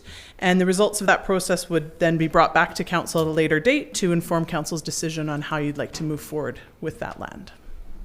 Okay. Thank you. Councillor Paulson? I would support that motion, and maybe just for the general public, you could maybe just identify the SO lands. Maybe I'll turn over to CEO Ply, who knows the area better than I do. It's a weird triangle property. Madam Mayor, when we talk about the SO lands, we're referring to property along Harbour Road between Harbour Quay Marina and Harbour Quay. There's some upland owned by the city where there used to be an SO bulk center, so we creatively call it the SO lands. There's also a water lot there owned by the city. Thank you. So I think first I will speak somewhat hesitantly to starting a public process on this, and I actually see huge value in the SO lands, and I think we do need to go through a public process to determine what we want to do with it and what the community wants to see there. My concern, though, is I'm always hesitant to ask for public engagement if we are possibly not going to follow through. And my concern is around the timing of us having not done our strategic plan yet. If our strategic plan is done over the next couple of months and the SO lands end up not being a priority, then I would be fearful that we've asked the public to come out and engage with an expectation that something is going to happen on those lands, and then council doesn't follow through and fund that. So I do think we need a public process, but I'm wondering if it needs to start now or if we should be waiting first to see if it's a priority. Just because we've had a number of reports that we have done, and then council has not allocated funding to them. And I think we disengage the public when we do that. So that's always a concern for me. I don't know if you have a comment on that. Yeah, so Madam Mayor, as the ESSO redevelopment, or there is a placeholder as part of the 5-year financial plan that's being proposed, and of course a public meeting this evening, since that is one of the line items, that ESSO redevelopment is one of the line items on the financial plan, perhaps that's something that maybe council can keep top of mind and potentially make a motion at that point, if council chooses to support it as part of the financial plan. Okay, thank you. Council, other questions or comments on that? Councillor Washington? Thank you, Madam Mayor. Just two for the director. I see we're upgrading our alarms. Have we had trouble with them or just old systems? The latter, Madam Mayor. So it's constantly looking to update our aging infrastructure. Okay. And second question, Santa Train took place December 8th and 9th, completely sold out. So the monies they received, does that go to the train, to the Industrial Heritage Society, or to the mill? Great question. I would have to check back in on specifics. Perfect. Thanks. Thank you. Any other questions? Councillor Corbeil. Just a quick comment about the ESSO lands. We think about the cruise ships will be here no time flat, and that's right at ground zero. Has there been any thought to, like, a quick win, buy some turf, roll it down, throw a couple picnic tables down and tear those fences out of there? If we start to go through a process, it might be several years before, anything changes.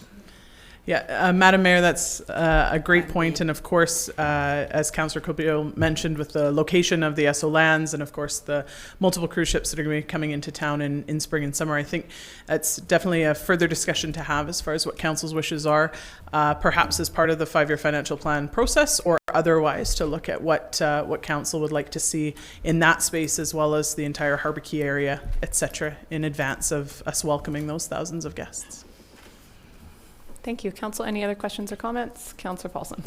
Just thank you, Madam Mayor. Just in response to Councillor Corbeil, I know that the cruise ship committee is meeting, I think, February the 5th to 4th, and I'm sure that they'll be discussing general beautification right up and down Argyle Street and that area, and they'll probably come back to council with some asks and or just general views on how we can get to where we need to be Port Alberni, that we will be proud of. So I would think that'll be coming out of that meeting too. Thank you. So before we make a motion to receive the report, what is the will of council on the ESSO lands? Do we want to start a process now? Do we want to wait through strategic planning, through financial? Councillor Solda? I would like to wait. I don't want to rush that. I believe we need to talk about it first. Okay. And I totally agree with you, Madam Mayor, about public engagement. There's been so many of them and we never move forward on a lot of them. Yeah, I think we want to make sure, in my opinion, that we're ready to commit if we're going to ask for input. Councillor Paulson? Good thought with the strategic plan. Keeping in mind that property is sat vacant for 10 years. And we really need to come up with a plan for that piece of property. And we've talked about it ad nauseum, but even if it's a minor improvement, we need to do something. Yeah. And that property is actually a high priority of mine personally. Of course it is. I really love that property. I would love to see us do something with it. I just want to make sure that is a priority in our strategic plan first. Councillor Boone. I agree that the plan should not be rushed, and we should engage the public when we have a way to follow through with it. Okay, great. Okay, so that said, unless anyone wants to disagree with that on council, that's right. Would somebody like to move receipt of the report? So moved, Madam Mayor. Second? Second, Madam Mayor. Okay, all in favor? Carried. Thank you very much, Director Thorpe. And our CMP department. Come on up, Inspector Hunter.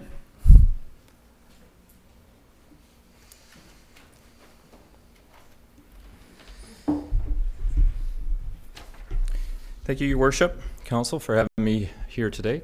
My quarterly report for the crime statistics for the last quarter of 2018. I'll quickly go through some numbers and a couple of examples of some things at the end that I will discuss. I'm not going to go through all of the numbers. I will highlight a few along the way. Overall, our detachment received 3,283 calls for service during the quarter. Of those, 2,594 were within the city of Port Alberni. The number of criminal offenses are up 10% for the quarter compared to 2017. And I'll note at the end, my last quarter of the year, I also like to recapitulate the numbers, the overall numbers for the entire year. And you'll see that criminal offenses are up 17% for the entire year. Property crime for the quarter is up 8%. And you'll see in my report, property crime is up 25% for the entire year compared to 2017. I will, as I go through the numbers, I'm going to point out there's stolen property, possession of stolen property is up, and I'll explain that in the report.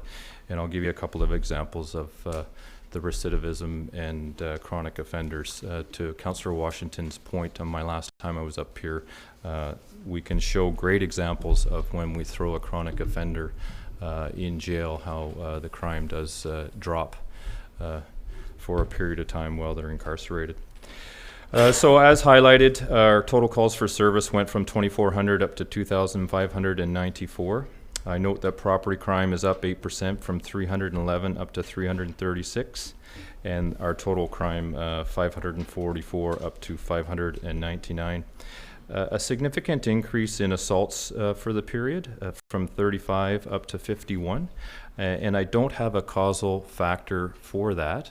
I can tell you last week I presented at the ACRD, and they had an increase in assaults as well.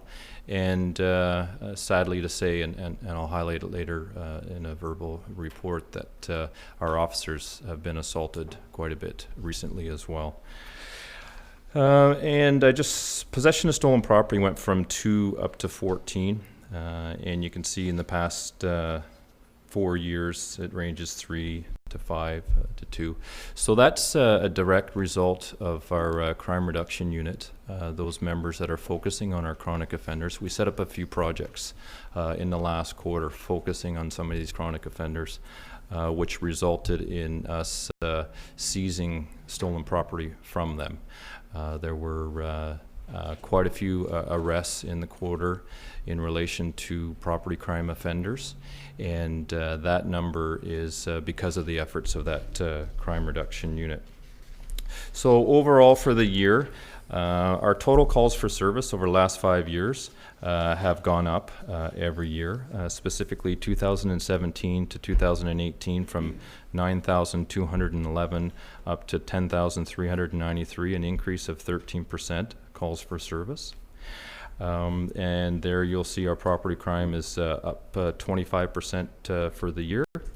I do want to speak to criminal traffic, which is up 39% from 155 up to 216.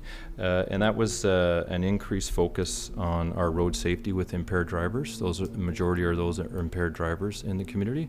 And working with Central Island Traffic Services, which is a district resource out of Parksville. And I certainly invite them to, they're responsible for the regional area all the way out to the west coast and up to Courtney and down south to Nanoose. And it's just a bonus when we can get them in our community, and then we'll have members come in on overtime and work those road checks and work with them. So that's the significant increase there.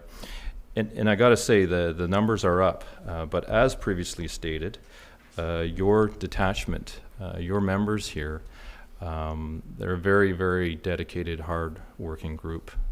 They have one of the highest clearance rates in the province, meaning they solve their crimes, and a charge rate of charging people for criminal offenses. And I queried lots of detachments our size up and down the island, and nobody comes close. So they're out there working very hard with the calls for service that we get. And like I said, just to Councillor Washington's point, wanted me to just highlight what the arrest of a chronic offender can be like. So November 28th, we arrested a chronic offender, had committed several commercial B&Es in our area over that quarter, and they They were arrested and remained in custody, and for the next month and a half, 85% reduction in commercial break-and enters. It's just a good example of how an individual or a group of individuals can have a big impact in the community. I just want to highlight another example of just the stuff we're dealing with. You probably saw in the news there were a couple arrested on Lower 3rd at an establishment there full of stolen property that had just occurred. They've been responsible for a lot of our commercial crimes in the area. They were released on conditions. One of them has since been arrested for breaching the conditions, along with the possession of a large quantity of drugs, released again back into the community. Those two, along with 2 other chronic offenders, are, I'll call them persons of interest in a lot of commercial crimes that have happened in the last couple of weeks. And I know there's people in the room here that have been personally affected with some of these commercial break-and-enters. So all of these folks have multiple records on their criminal record. They're all on conditions for existing charges, and they're out in the community committing those crimes. So that's just your textbook example of our chronic offenders, recidivism, and us trying to hold them to account.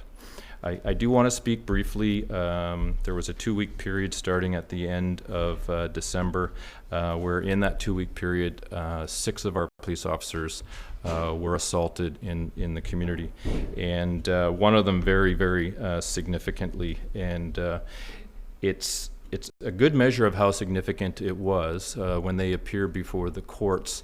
Most often, our clients either get released or released on bail, or come back to the courts in a month. We'll have another look at it. Ultimately, released on conditions until the trial date. This particular individual was not released. No chance of bail. They're detained until trial. So if trial happens a year from now, they're in jail for an entire year, waiting up to that trial. I just want the community to know that the courts spoke to it and described police officers as being in a very special position of vulnerability, not in that we're young or frail, but we're sworn in to protect the public. We get called from the public and to uphold the law. And the courts indicated that an attack on a police officer is an attack on the whole community. And this is certainly exacerbated when we're dealing in small communities like Port Alberni. And targeting police officers undermines the entire safety of the community and is an attack on the rule of law. It's just something that we cannot tolerate and we won't tolerate. If we don't have laws that we live by, then we have nothing. So certainly a major event. We have received a lot of cards, gifts, just expressing that the police in your community are appreciated and respected, and what has happened to them is clearly not a reflection of the community as a whole. So it was nice to receive those. And I just want to, and you've likely read about it in the news, our detachment has embarked in a service delivery with the QASA program through the Nuchala Tribal Council. And what it is, we unfortunately, our Indigenous population is overrepresented in a judicial system, and certainly we have people through our system in cells that don't belong in the justice system. So it's a program that we've entered into an agreement with. If we, the police, encounter someone who we feel, an Indigenous person who we feel could use some extra help, some counseling, mental health, addictions, those types of things, and it's voluntary. They sign this form and we refer them to the QASA program, who will get in touch with them and offer them help. Any youth, Indigenous youth that we have in custody, it's mandatory. They're getting referred to the program. The official signing was January 14th, and we've made over 30 referrals already. And that's in a short period of time. And if we can affect a few of those lives and break that cycle of coming back into our custody, wow, what a win that is. So we're very, very excited about that. Thank you very much. Thrilled to hear about the CWASA referral program. That's fantastic and very exciting for our community. I think it's a very positive step. Council, any questions? Councillor Paulson. Just a quick question. The bear spray incident, did I hear correctly that you found that individual? Yes, that was something? another one of those unfortunate incidents. It was actually 2 weeks ago tomorrow. It was a brutal day for the community. As you recall, that happened at just shortly after 7 in the morning. We had a fatal collision in the morning, and then we had another fatal collision that afternoon. It was just a brutal day. But an individual from Nanaimo with a stolen vehicle, stealing stuff here, and everything happened so quickly there. But yes, they're in custody. They've been arrested, and they'll be held to account for that. It's an attack on the community, is what that was. Yeah. Councillor Corbeil. Thank you for your report, Inspector Hunter. First of all, my thoughts are with the 6 officers that were injured. Nobody goes to work to be injured, and police officers are obviously no different. It sounds like you found the answer to some of the problems, and that's taking people off the street. And I realize some of that is beyond your scope and more in the court system. But it came to my attention recently where someone was stealing things, trying to break into cars, and the police were called, and the people were put in police cars and then given a piece of paper to promise to appear in court. And it seems to me that we're almost normalizing crime, where you would think at the very least people would be brought up to the police station and have to spend a little bit of time there.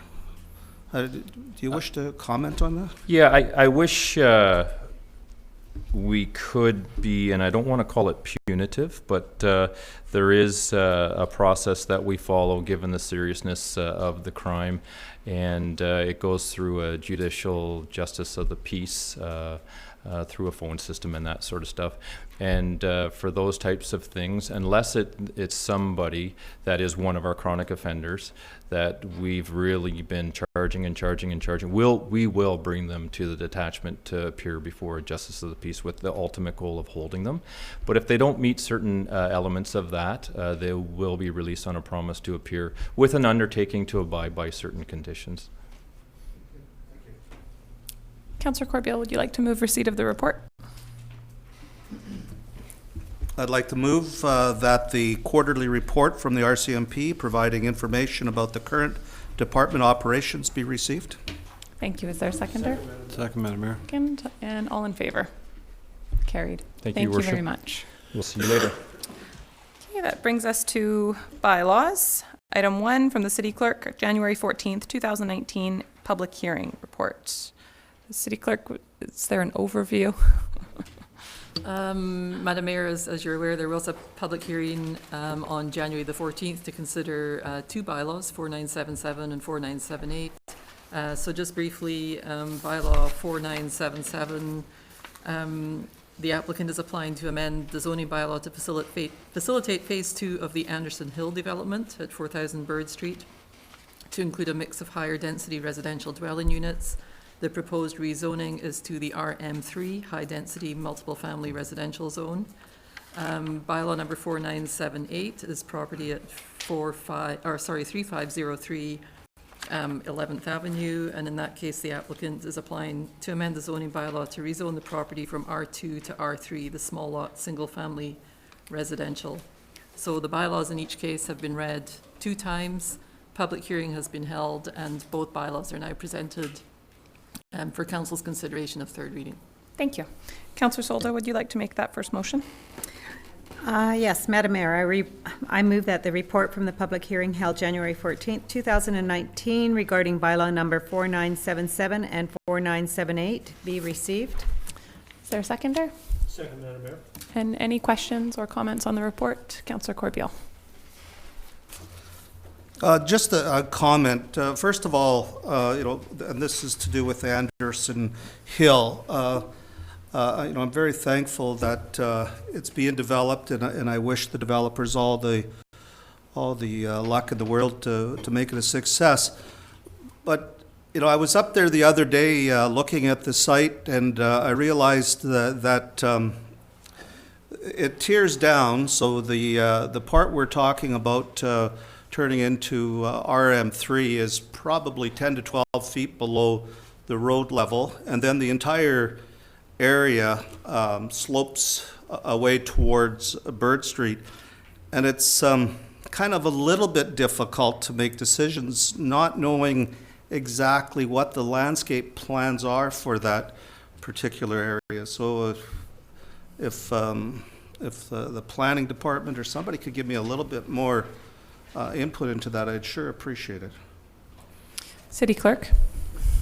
Just a comment, Madam Mayor, that clarifying questions on the information that Council has already received is certainly fair game. But if Council does seek new information or information that hasn't previously been made available to the public, then we would need to take a step back on that. Okay, thank you. So just to confirm, we have received, and it was a part of the public hearing package, kind of the plan for what the concept of what is being intended. So if the city planner or a consulting planner wants to speak to that, sounds like that would be okay. So I'm not going to talk about the Anderson plan per se. I'm going to talk about city planning in general. Great. Now, when this site was designated from P1 institution to multifamily development in the OCP, it was also designated as a development permit area, which is development permit area 1. And I'm just going to read from the justification statement in your OCP for development permit area 1. It says, by the way, development permit area number 1 is multiple family residential. We actually have 3 DP areas in the OCP. The first one is for multiple family residential. And the justification statement says, the justification for the designation of this development permit area is to coordinate the siting, massing, and form of buildings, together with parking areas, landscaping, and common areas in order to maximize the livability of higher density residential developments and to control the interface with adjacent lands. So the city planning on this site doesn't stop with the approval of the zoning bylaw. It continues when the applicant applies for a development permit. And when he applies for that permit, we have a conversation about all these things that I just listed, So so that detailed planning happens later, okay? Thank you. Any other comments or questions on the report? Okay, it's been moved and seconded. All in favor? Carried. And item 2 is a zoning bylaw map amendment number 30 for 4000 Bird Street, Anderson Hill, bylaw number 4977. Councillor Paulson, would you like to read that motion? I'd like to, that the zoning bylaw map amendment number 30, 4000 Bird Street, Anderson Hill, bylaw number 4977 be read a third time. Second, Madam Mayor. And are there any questions or comments at this point? Councillor Paulson? I'm just going to make a quick comment. I'm going to be voting in favor of this motion, and based on what we heard at the public hearing and understanding the concerns of the residents, and the proponent did get up and, to my satisfaction, addressed many of the concerns and needs there. So just a comment. Thank you. Any other comments or questions? Okay, on third reading, all in favor? Carried. And item 3, zoning bylaw map amendment number 31, 3503 11th Avenue, bylaw number 4978. Councillor Haggard, would you like to make that motion? Thank you.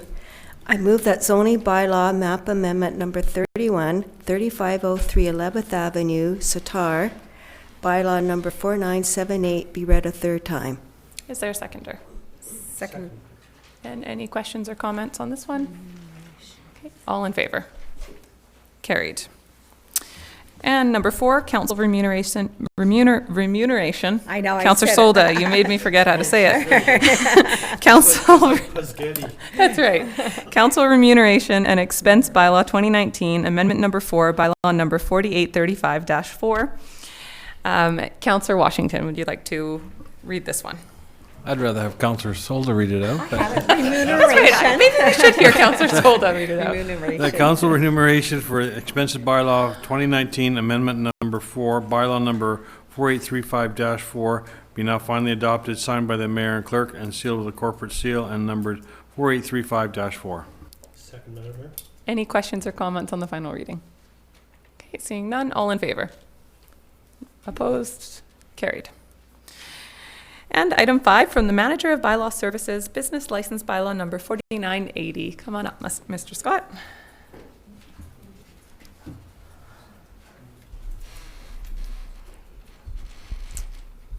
Thank you, Madam Mayor. I have a presentation. Oh, lovely. I'm not sure if I have control of the presentation or not.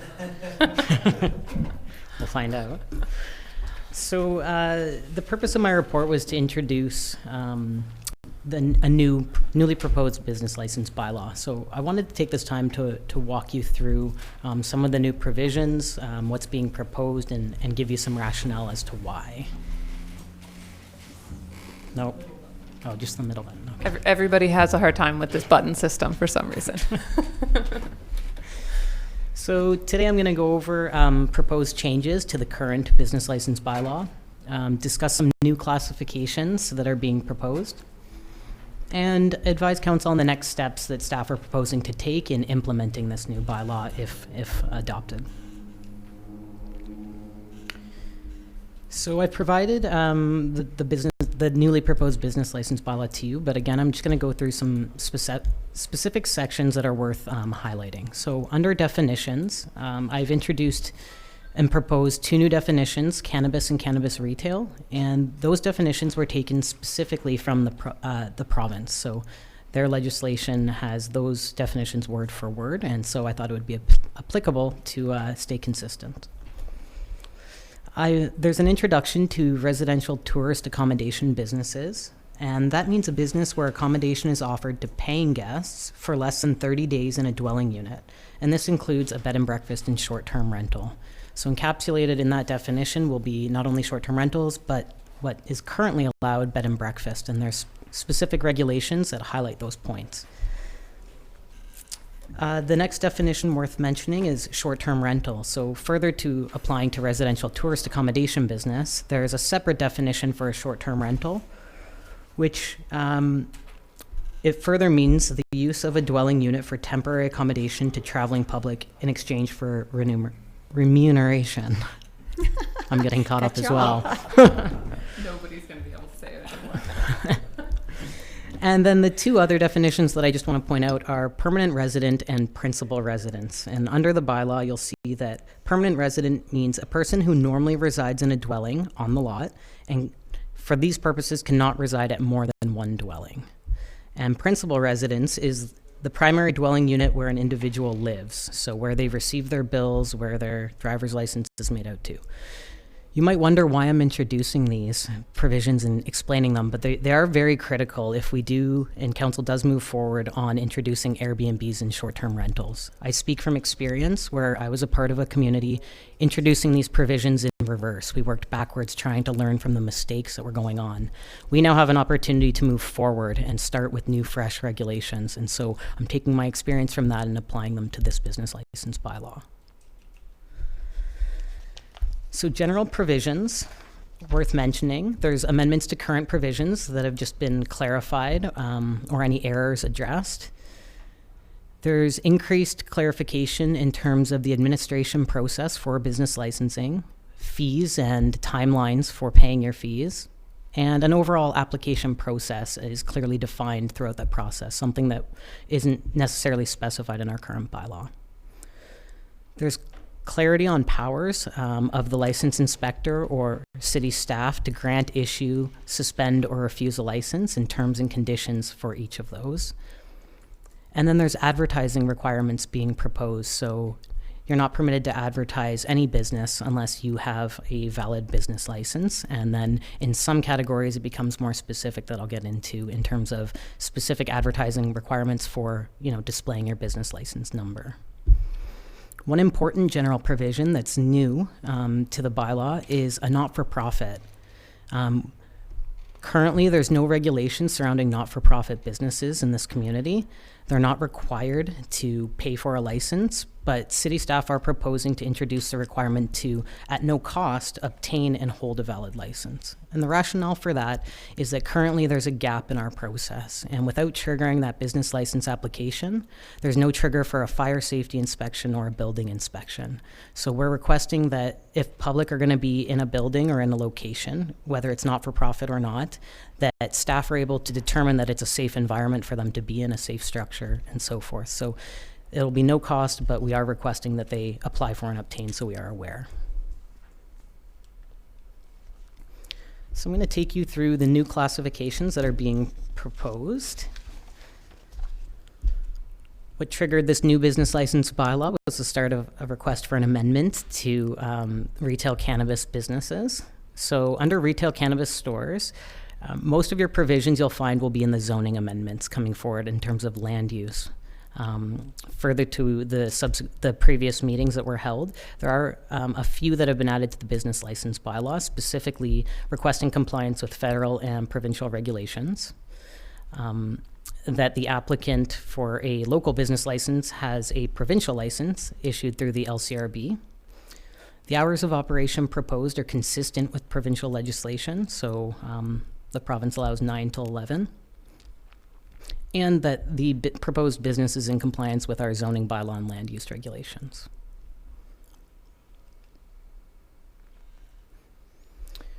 Moving on to home occupations. There's clarification that home occupation would not permit outside storage. And the rationale for that is just ensuring that it's a residential use primarily and your business is secondary. So you don't want to impact the community or a neighboring community in any way. So no outside storage.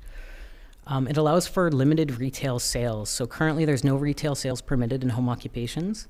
That should say online with or without pickup. So you're not running a storefront, but say you run an online business and you need to store materials inside, not visible to the public, you can do so. So you are permitted retail sales.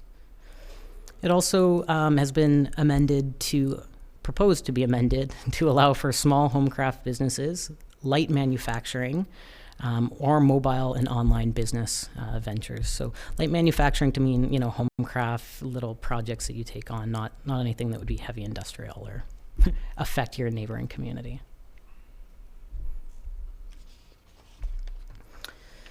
So getting into residential tourist accommodation businesses, I put some key provisions in there that I think are worth mentioning. So number one is that you're allowed one per lot. And keep in mind that residential tourist accommodation businesses offers to a bed and breakfast and a short-term rental is encapsulated in that definition. So it's a one or the other model. You're not permitted to have a short-term rental and a bed and breakfast. And that plays nicely into the second provision, which is that business must be contained on one dwelling unit per lot. And so I wish I had a whiteboard to draw out my scenarios for you. But to give you an idea, right now under our zoning bylaw, there are zones that permit one single family dwelling and a secondary suite, that two home model. And so this would be the ideal zone where you would permit such a use to occur. And the model is that you would live, or a long-term permanent resident would live in one or the other, and you would use the second dwelling unit as that business venture. The reason is you really, I can't strongly emphasize it enough, you want to maintain residential use as the primary use of that lot and business being secondary. The second you move away from saying both dwellings can be used, no one's required to be on site, you're going to lose long-term housing stock, and you're also going to run the risk of your residential zone now becoming a commercial zone. And I've seen it happen in other communities, and you have to be very careful on that. So the idea is you're allowed the one or the other model, bed and breakfast, which would be, renting out a room in your single-family dwelling, or the opposite of renting out a short-term rental, which the idea is renting out that whole dwelling unit as long as someone is in a second dwelling unit on site. There's a requirement for off-street parking, so it's proposed that for every bedroom that is being offered as a business, there's one off-street space being provided. Again, you don't want to impact the neighboring community. You want to ensure that if they only have 2 spaces available, then they're only renting 2 spaces out, including 1 space for themselves as the permanent resident on site. There's a proposal to move to 3 bedrooms and a maximum of 6 guests. This is certainly, all of these provisions are up for conversation, but this is one that was just simply added based on my prior experience. Currently, bed and breakfasts allow for up to 2 bedrooms with 2 guests per room. I would recommend not regulating 2 guests per room, but instead a maximum number of guests. The reason being enforcement would be a nightmare. Trying to calculate which guests are in which room would be a struggle, and it would be a losing battle. So rather regulate the number of guests permitted and the number of bedrooms that this community sees fit. I've spoken to licensing staff already who say that regardless of a bed and breakfast being licensed for 2, they see advertisements of upwards of 3 or 4 being conducted, even if they have a valid license or not, so it's worth mentioning. The other provision that I mentioned previously is requiring that a business license number be displayed for tracking. This is a great tool not only for enforcement, but for the community to be aware of the reality that they're staying in either a licensed or unlicensed property, and that the city is aware that they are a valid business in the community. So most regulations, and included in this business license bylaw, require that on any advertising online, you display a license number. And there's great support for that. I've been in touch with Airbnb personally in a previous life, and they are always on board. If you request Port Alberni have a slot that says they can't even post an ad without supplying a valid business license number, they'll do that for you. So they are a good partner to work with, and they are accommodating in that sense. Sure. Yeah, go ahead. Just a bit of a clarification on 3 bedrooms, 6 guests. Is that short-term rental or is that bed and breakfast? The proposal is for both. For both? Yes. Because I know of one bed and breakfast in town that was specifically built for bed and breakfast. And in my mind, in their layout, they've got at least 5 bedrooms. Right. I'm not sure if our licensing department could comment on why that is. I know that in speaking to the staff member who issues license, said it was 2-and-2 model. No comment. I can look into this and get back to you. It's been around for a while. So. Right. And I'm not sure if they're licensed under some sort of model that would permit that. Exactly. So just to clarify further, you could potentially have a bed and breakfast with 3 different bedrooms rented, or 1 unit as an Airbnb with 3 bedrooms still, but 1 unit, not 2 different Airbnbs. That's correct. Great. Thank you. Yeah. And the rationale is this community wants to consider a balanced number that's suitable for this specific community. In my experience, if you go higher than 3 or 4 bedrooms, you run the risk of generation of noise, increased traffic congestion, things like that. And so it's really just a matter of what benefits this community. Thank you. Councillor Solda. Just another clarity here. So if you have a business and you have 2 apartments upstairs or 3 apartments, and you run them as a B&B or Airbnb, can you legally do that? This would be a discussion when the zoning provisions came in on which zones you'd like them in. There are municipalities such as Victoria that allow them in, apartment-style zones, so you can rent out your whole apartment and not be present. There's some that require a permanent resident be on site, which is what I am proposing, to make sure some's always there to address the concerns. But as the devil's advocate, you have a business downstairs, so you're in your business, but it's upstairs is the Airbnb. Sure, and that's certainly a topic for discussion. Okay. If that's the direction and will of council, we can certainly address that. Thank you. So further to residential tourist accommodation businesses, there's some further definitions for, provisions, for short-term rentals specifically. So the bed and breakfast model we have now, it does require the person who applies to be on site, and they run that kind of bedroom model. Short-term rentals are new, where you can rent out that entire dwelling unit and not be within that dwelling unit. But we are proposing that you're still residing on site. So what you would need under this classification would be proof that you're the permanent resident at the time of your application. A permanent resident is someone defined as normally residing on the premise, and there is a provision that requires that they're present and available at all times on the premise when operations are being conducted. So I've run into a million scenarios in the past where someone says, well, I normally reside here, 6 months of the year, and then I rent out my house.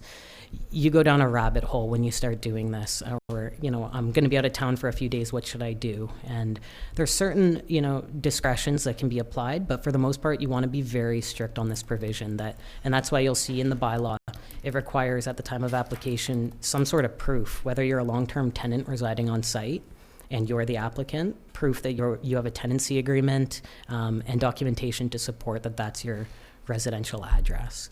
And again, I can't stress this enough on the mistakes from other communities where they haven't had a permanent resident on site, and being an affordable community to purchase, I could see really quickly this spiraling where someone with money will come in, buy several properties, hire a property manager, be absent, and the entire dwelling will have no one on site. Your long-term housing stock will be lost, and it will be a business running in a residential community. So you want to be very careful to make sure that you're maintaining residential use primarily with a long-term or permanent resident on site.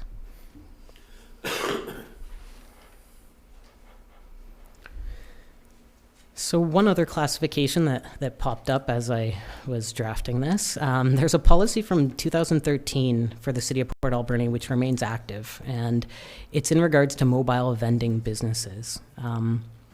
So I have attached provisions regarding mobile vending businesses, and I've attached Schedule B.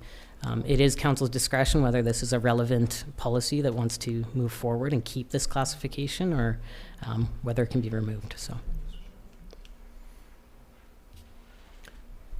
And finally, just the classification fees. I'll skip down to the bottom and say mobile vending has been suggested to be the same as what our current regular fees are for $132. But in terms of cannabis retail, I stood before you not too long ago and asked for input in regards to what the fees should be for cannabis retail.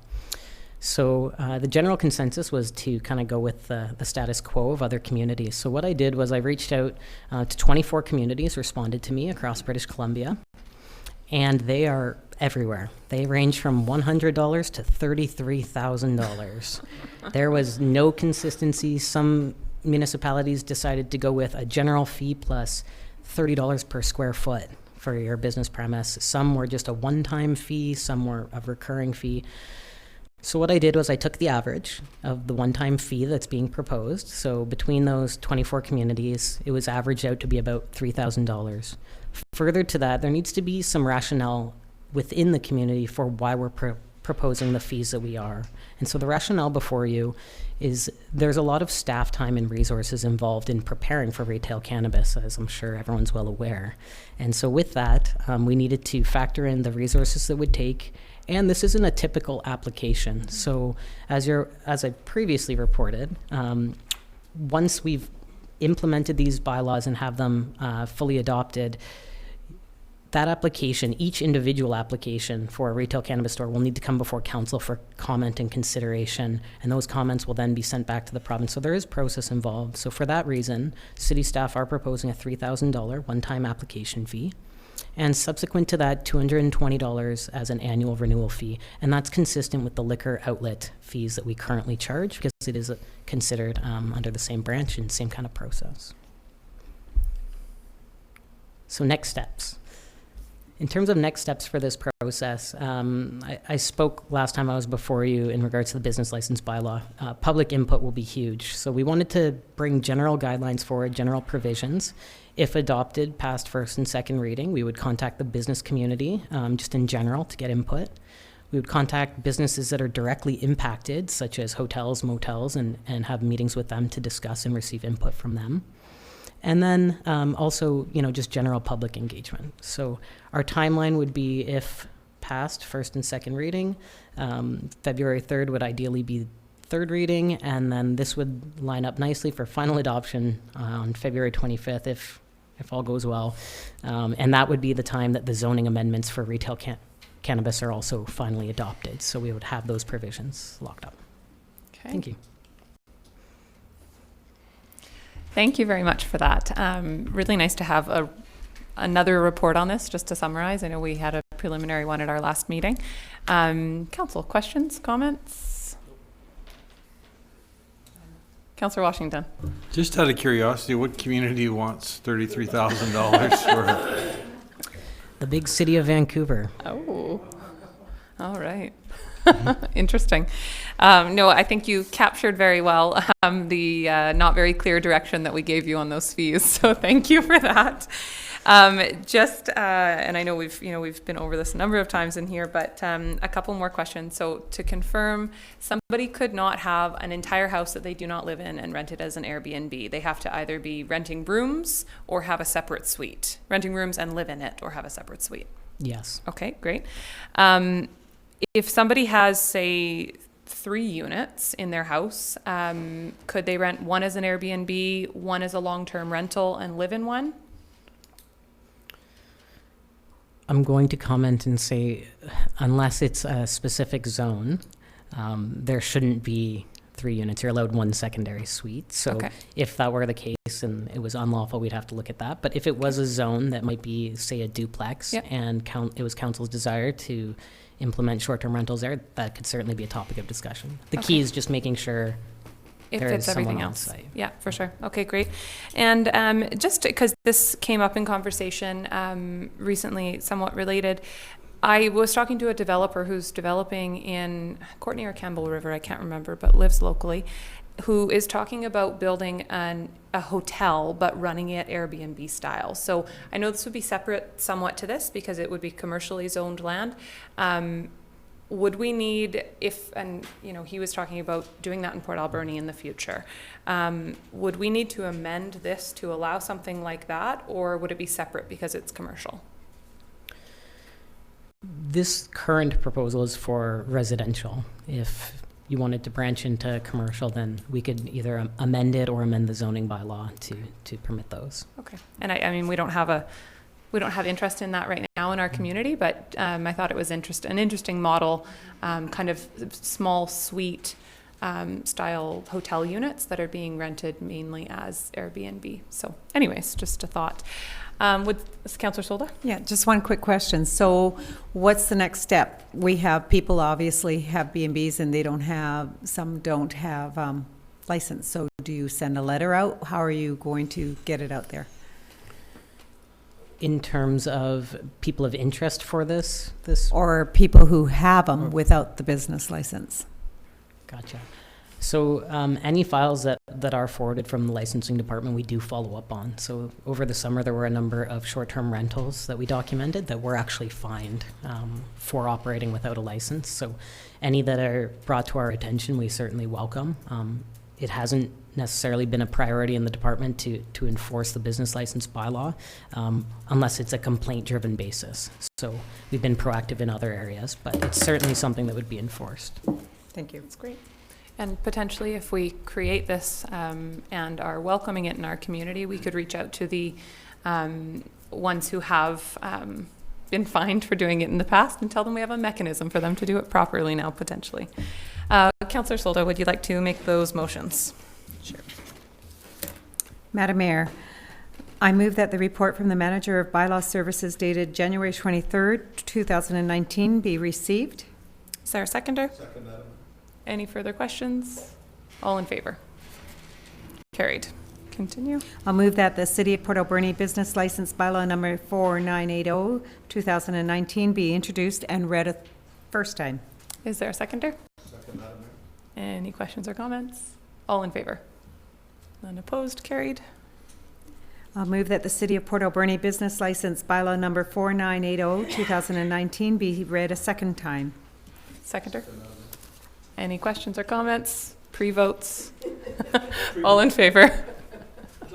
None opposed? Carried. And continue, Councillor And Solda. finally, I move that this council for the City of Port Alberni direct staff to engage the public and invite input on proposed City of Port Alberni Business License Bylaw number 4980, 2019 prior to consideration of further readings of the bylaw. Seconder? Any questions or comments? All in favor? Carried. Thank you. Okay, on to correspondence for action. And the first item from the Federation of Canadian Municipalities. City Clerk, if you want to speak to our policy on this. Just a comment, Madam Mayor, that the city's travel expense policy authorizes the mayor and one member of council selected through resolution of council to attend the annual FCM conference, which this year is in Quebec. Great, thank you. And just of note, and I think this is due to Councillor Solda's pushing, the ACRD is made a motion at our last meeting to pay for half of my conference. So they're going to pay for half of any of the mayors who are attending the conference. So thank you, Councillor Solda, for bringing that forward a couple of times. So council, and I think it was noted in the report that in an email that we have over the last few years sent more than one councillor, but our policy is one. So are there people who are interested in attending? What is the will of? Okay, Councillor Paulson. I'd just like to make a comment and before we decide who's going to go, and I would love to go to Quebec. I really would, Quebec City, but having been to an FCM conference and knowing how beneficial it is, I think it would be really beneficial for one of our new councillors to go and have that experience. And it's AVICC, UBCM, and FCM is just a natural progression. And you see how we actually have access to a federal voice through FCM, and it's a great eye-opener. You know, when we run for council, we think it's just all about council, but we do have various things in place. So I would like, and you guys can fight over it, I don't care, but I would like for one of the new councillors to be considered to go this year and have that experience. So. Thank you for your comments on that, and I really agree with you. I think it's an important process to be a part of, and I think it's a great experience for one of our new councillors, Councillor Haggard. Thank you. I would like to express an interest in going to the conference. The reason being, when I took this great big leap out of my comfort zone to run for city council, I want to do things differently than what's been done before. So I would like to go to try and get new ideas. I don't think Port Alberni is unique in our problems that we have here, and I love stealing ideas from other communities and other people. So get best practices, some solutions and programs that we can maybe take and bring to our own community. So that's why I would like to go. Thank you. You've sold me.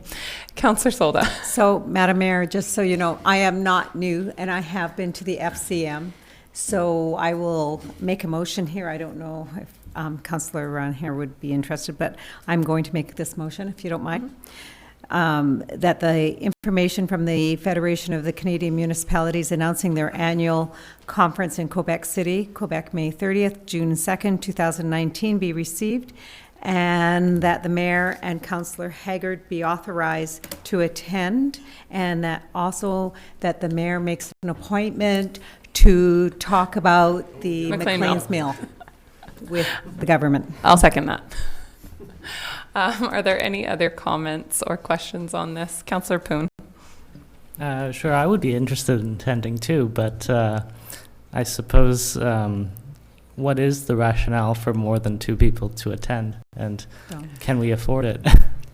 Yeah, it's a good question. So our policy has always been, and it was reviewed, I believe, that policy. I remember watching a conversation on Councillor Solda's council, so before we got elected, where they talked at length about you know, how far away and how expensive FCM is to attend, and decided to just send the mayor and one councillor on a regular basis. And then our last council, I think because we wanted everybody on council to have the opportunity to experience it, one year did send two councillors. And I think the other years we did just send one, if I remember correctly. So I think it's just about making sure everybody has the opportunity to experience it, but it is an annual conference. So I think we can likely accommodate that. Maybe I'll give you some past history too, just a little bit. In the only time that a councillor, it used to be just the mayor that you would go because of the expense, and then it became one time the FCM was at in Vancouver, so all of council got to go because the expenses, of course, was less. And but it's always been a mayor and a councillor, and fortunately half of it is paid for by the regional district. So, I mean, that's probably, you're looking at $4,000 was the approximate that to attend, and so the regional district would kick in about approximately $2,000. So I don't know how you all feel about that. So I'll leave it to everybody else. Councillor Paulson. Just, I'm such a proponent of each level, one of those levels, and I wish that we could all go. I really, really do, because I think that we would have a greater impact and greater input, but also be able to cover more. Those conferences are monsters. Like they're big, and it's hard to cover it all. But I understand the policy, and but I do wish that we could all go. We all get to go to UBCM and AVICC, and this is an extension of those levels. So, just a short thought.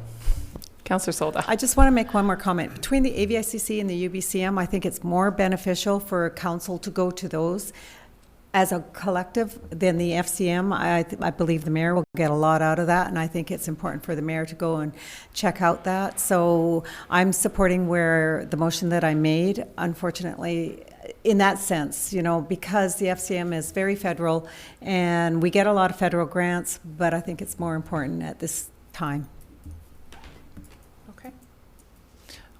On the motion, all in favor?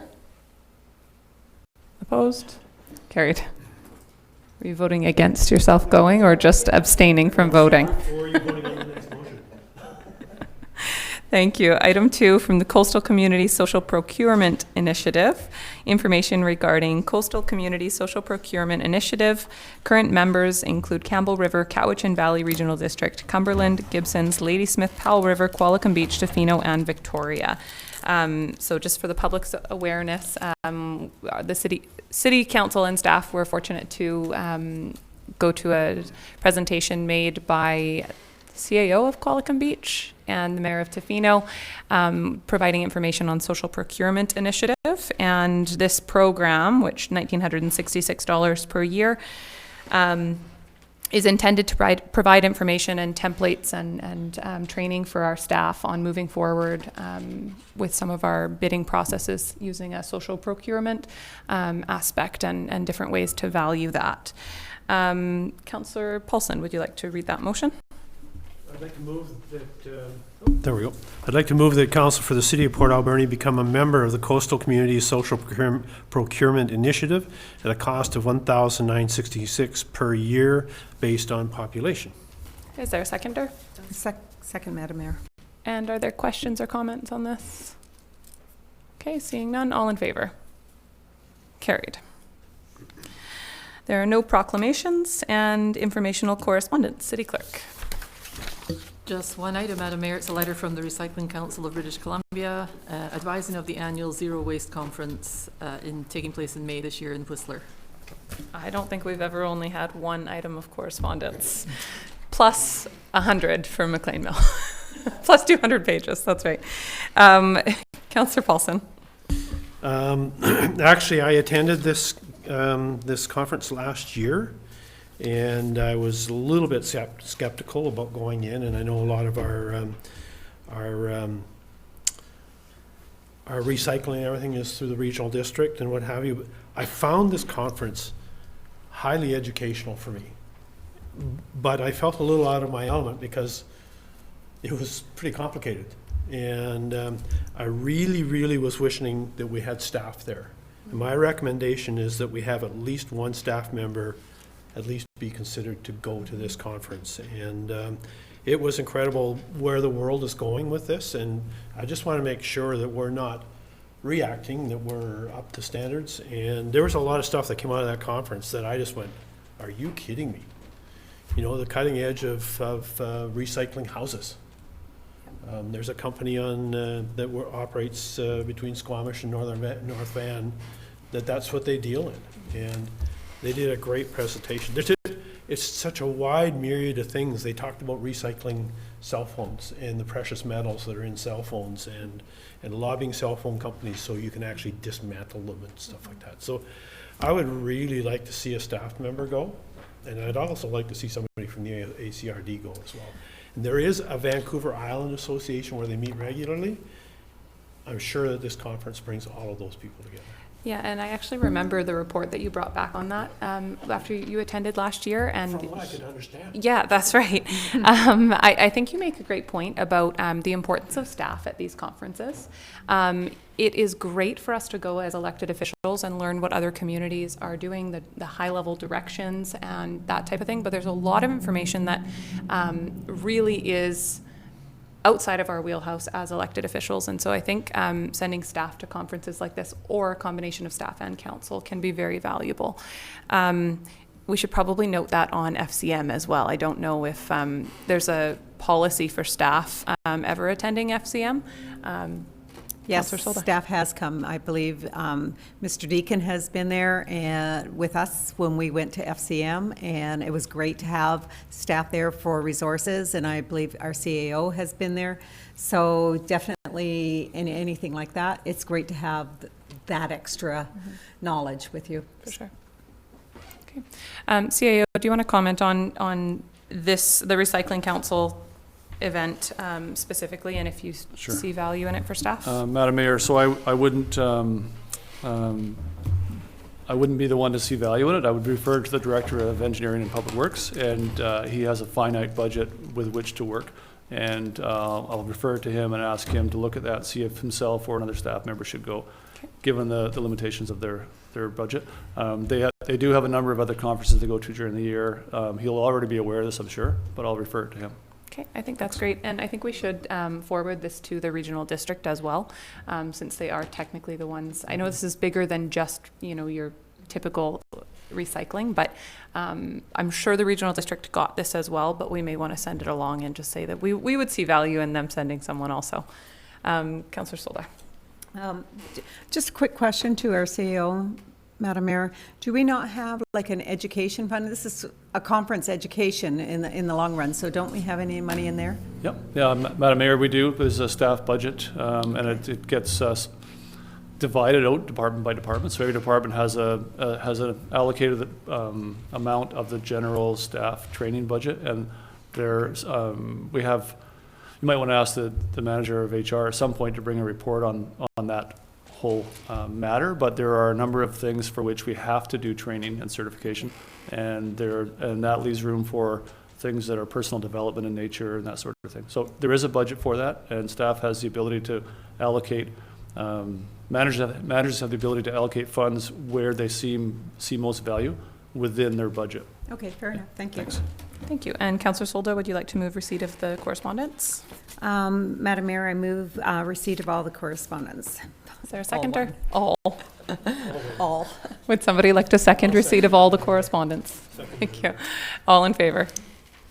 Carried. Yeah. Thank you. And there's no report from in camera today. That brings us to council reports. Council and regional district reports are included in the agenda. Councillor Washington, is there anything you'd like to highlight? Thank you, Madam Mayor. No, has had some stuff happening at work, including a commercial break-in into our new business. So I've been a little trying to track things down, and this came second. So unfortunately, I'll do better next time. We're not shaming you today. Councillor Haggard. Use the excuse you have a man cold, Dan. It works. That's right. That's an acceptable excuse for not handing in your report.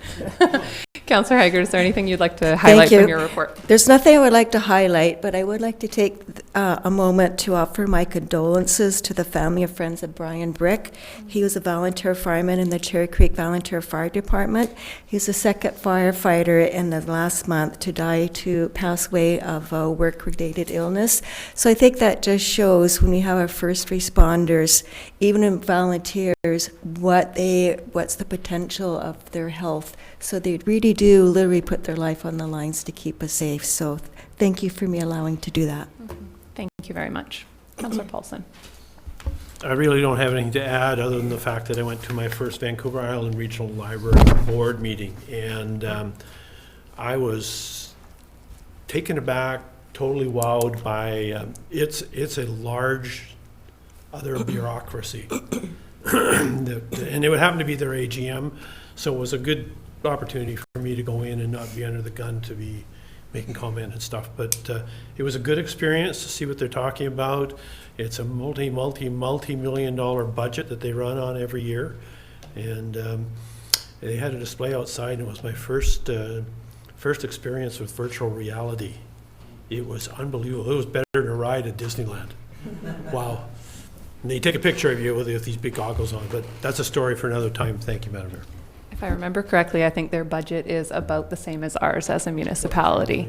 Yeah, so it's quite an organization. Councillor Solda. Yeah, Madam Mayor, I would like to point out Rainbow Gardens. I think we got some exciting things happening with Rainbow Gardens. I believe the public has concerns in the fact that they wanted more senior housing. Well, this is going to happen, we hope. First of all, the renovations on the existing building have started. They're just expanding inside and redoing things. And Rainbow Gardens had some issues with the storm, but lucky they had generators to feed everybody. So the unit that they're working on right now is hoping to be open, the expansion project, by July 2019, which is great. Also, Rainbow Gardens received an RFP for 40-unit project, and it has been accepted. It'll be referred as the RG40, so if the public hears RG40, this is what it's all about. And it's independent living, 3 stories, 31 one-bedrooms, 6 studio rooms, 10 two-bedrooms, and it's hopefully will be completed in 2 years. Now, I also included some drawings. It's very conceptual, because I've learned from the planners in the past, Cindy, don't go with the picture because it does change. So, but it's to do with senior housing. And that is such a positive. So there'll be 1 bedrooms and 2 bedrooms, because there's a lot of seniors out there who can't afford to move from their big homes or they don't have a place to go. They will now have somewhere to go. And I think that's great. And there'll be some respite beds too. So that's such a positive. It'll be all up there. I'm sure the planning department knows all about this. And I think it's the first stage. They got the money to do the first stage, so they're moving forward on this. And this is something Rainbow Gardens has been wanting to do for a very, very long time. So the drawings are amazing. I know we have them in our package. You can go online and take a look at them. So I just wanted to bring that up. Also, we know there is a Cherry Creek and a Beaufort election coming up. So the by-election and the election will be April 6th, for those who haven't heard. It's been all over the news, and it opens up for nominations February 19th. So if you're in those areas, get out there and move. And they also accept mail-in ballots, so that's something that's interesting. Thank you. Thank you for that, and thank you for the update on Rainbow Gardens and the pictures in the package. I've been missing Rainbow Gardens since you took over for me, so nice to hear what's going on. Councillor Paulson. Just a quick question about the regional district and the 2 vacant spots. There's obviously decisions having to be made, and especially imagine they're working through their budget. Mm-hmm. I'm just wondering about what the ramifications are if you don't have 2 representatives from those areas and budget decisions are made. Legally, are they obligated to? There was some discussion on it. I don't think anything's been settled yet. They can't use their alternate directors because obviously the directors are not appointed anymore, and so we're just going to have to look. Yeah, they're going to have town go to the communities like Beaufort. They'll have discussions with the community as well as mail in and have that discussion. What would you like to see in your area? What wouldn't you like to see? So there's going to be that discussion too. So if you are living in Cherry Creek or the Beaufort, look for that, because the chair or a designate would come out and have that discussion in a public meeting. Mm-hmm.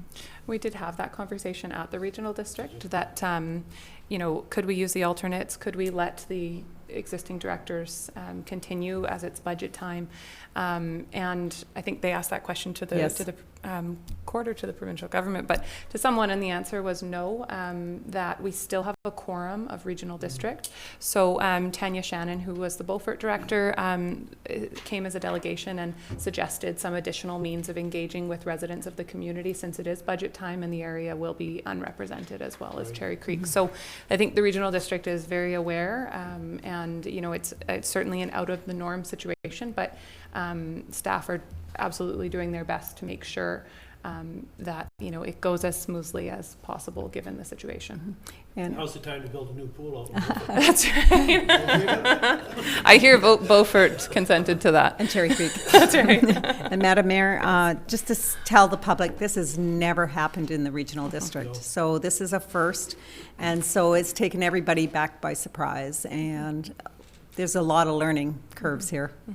Thank you. Councillor Corbeil. A couple things. I attended the Island Corridor Foundation meeting with the mayor and the CAO. There was a lot of discussion that didn't involve Port Alberni, but the one thing that I'm always very impressed with is the CEO speaks so highly of Port Alberni, not only with the possibility of the waterfront, but the scenic value of the railway. Unfortunately, there's quite an expense to upgrade it, and whether that'll ever happen, I don't know. Along with Councillor Paulson, I was at the Advisory Traffic Committee meeting, and we talked about a number of issues. Cycle Alberni brought a bunch of issues to the table, and the one thing that sort of stuck with me, they talked about Victoria Quay, and you know, we started talking about with the new sawmill, and then there may be you know, an opportunity to dust off a proposal that last council looked at, and I guess didn't have the funding for, and that was to have a dedicated bike pedestrian route. Maybe something we want to look at. Lastly, I was at the Truck Loggers Convention and spoke to a number of folks about things like training and funding and some private land issues. I spoke with North Island College actually this morning, and had a brief discussion with Mr. Deacon, and hopefully there will be something, you know, going forward that can be a real benefit to the community. That's my report, Madam Mayor. Thank you. Councillor Poon. Thank you. Well, I attended the Community Action Team meeting on the 11th January, and they are holding a information session on the 31st of January and a public dialogue session on the 27th of February. It's on mental health and addictions, and they want to reduce the stigma of addiction in our community. So I found that very interesting, and I intend on attending those sessions. And secondly, I met with the MMS twice this week, and just wanted to learn more about their, I guess, insight, and to review some of the documents with them. And also, I also met with the IHS and APR this morning to look at what they're doing with the number 7 locomotive. So that was all very interesting, but I think everyone is feeling the pressure there, and I hope we move forward with something there. Yeah. Thank you. And just for the public's awareness, the Community Action Team's event is January 31st at 6:30 at the Barclay, if people want to attend, and that's a opioid and substance use information night and public event. So everyone, I believe, is welcome to attend that. Thank you, Councillor Poon. Would somebody like to move approval of, or sorry, receipt of the reports? So moved, Madam Mayor. Second? Second, Madam Mayor. All in favor? Any opposed? Carried. And item M, new business. Any new business, councillors? Seeing none. On to question period, which is an opportunity for the public and press to ask questions of the mayor and council. Does anyone have questions? Come on up, Mr. Ambrose.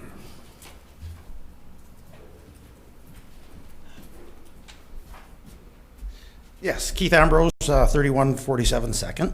I just wanted to relate something I heard earlier from the bylaw, Quinn Scott. He mentions vandalism. He described really well, how it affects people. And I can tell you that, I've struggled with that issue. I'm in the neighborhood that suffers from that. I've dealt with my own. I deal with it immediately. I can tell you that I spoke to a lot of businesses that have been vandalized, and it's not really nice to hear what they have to say. They've given up. That vandalism wouldn't be on their buildings if they hadn't given up. Enough of that. The other thing he spoke to was, your rentals, your short-term rentals, your bed and breakfast, that. And I think that I got out of that he wants it to be fair across the board for this community. He's right. He's absolutely right. I had one complaint with bylaw services this year. It almost made it into this chamber, but they handled it, as did the Parks and Rec, very well. But he showed me my way out today. He showed me a way not to buy a business license because I read all the information. And so I would take his word that what he says is coming in the future will be beneficial, because I'm now not going to buy one. I own 3 business licenses. I'm not going to buy one of them because I saw a way out. Not that I want to escape the inspection of the fire department or the health department or the city, because I can certainly pass any inspection and wish to. I exceed their qualifications, I exceed their expectations rather.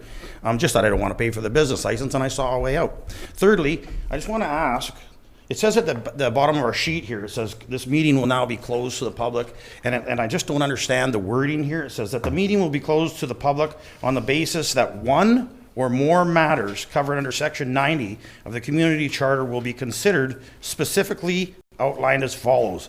And then it lists 4 different descriptions. Is it all 4 that are going to be discussed, or is there a choice of one of these? I can't make heads. I'm trying to look through this document and read through it. My next question, I'll just wait for the result. Do we ever get a result, the public, of what took place or what is about to take place? Do we ever get to know?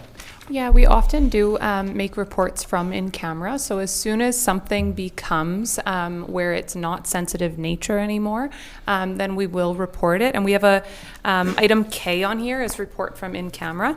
But that said, some things will never become public because they might be personnel related or a legal opinion that unless there's some kind of extenuating circumstance, it would remain in camera forever. And City Clerk, I don't know if you want to just speak to this part, just very high level. Sure, Madam Mayor. So just to clarify for Council and for the public, essentially, typically our in-camera meetings have been held before the regular meeting of Council. Our regular meetings were at 7 p.m., so we used to have in-camera meetings ahead of time. They would be posted as a special meeting of Council, so they would start off as an open meeting and identify all the clauses from Section 90 that would refer. And today, because our Council meeting is at 2 p.m., we'll close the meeting to the public to go in camera. So essentially, we're taking out the special meeting part of it that's open because we're already here.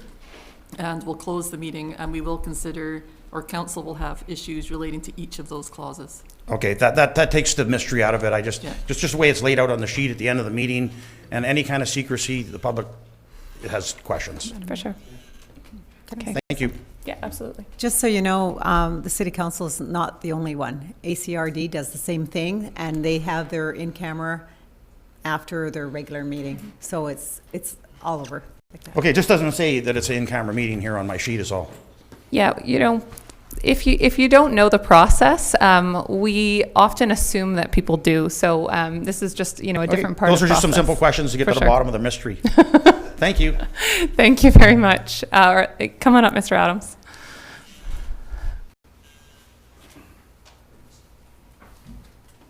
And if you don't mind, just state your name and address for the record, please.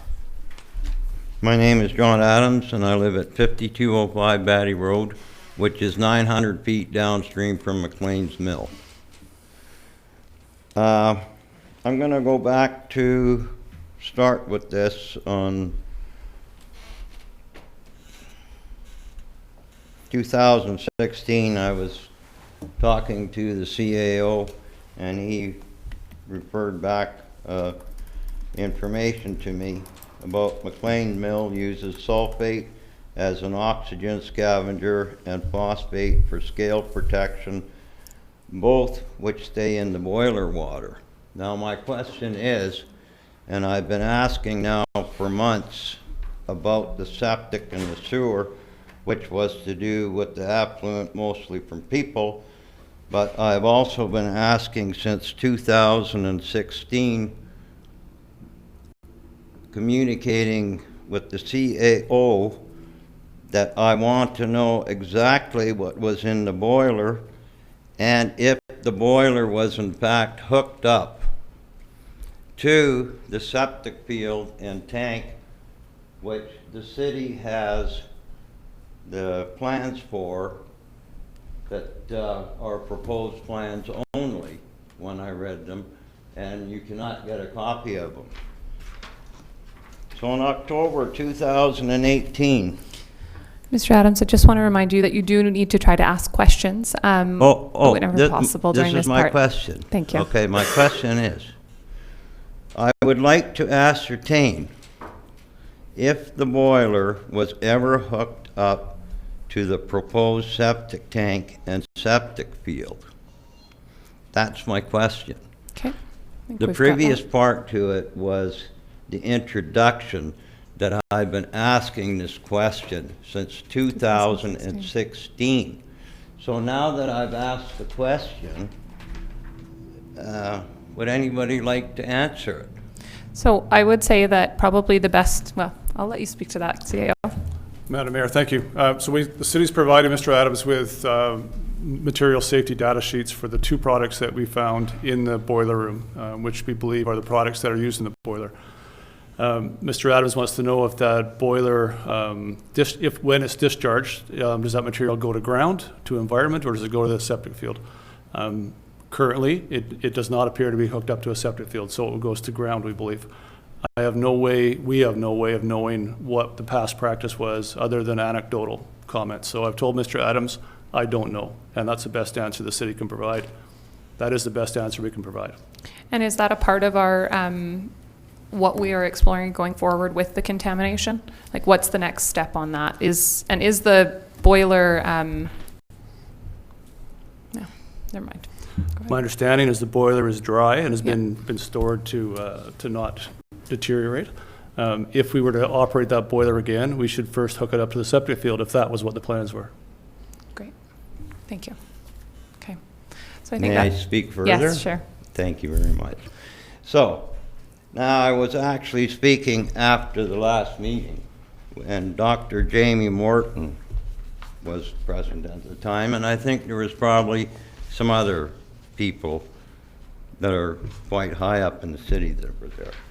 But I think at that time I asked Mr. Morton, and I'll come to my question, did you at any time see a pump in the boiler that could pump the effluent from the boiler up to the septic, seeing it's at a higher elevation?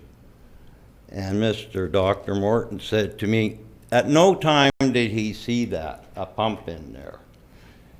Now, my question is, Mr. Ply, is you say an anecdotal answer.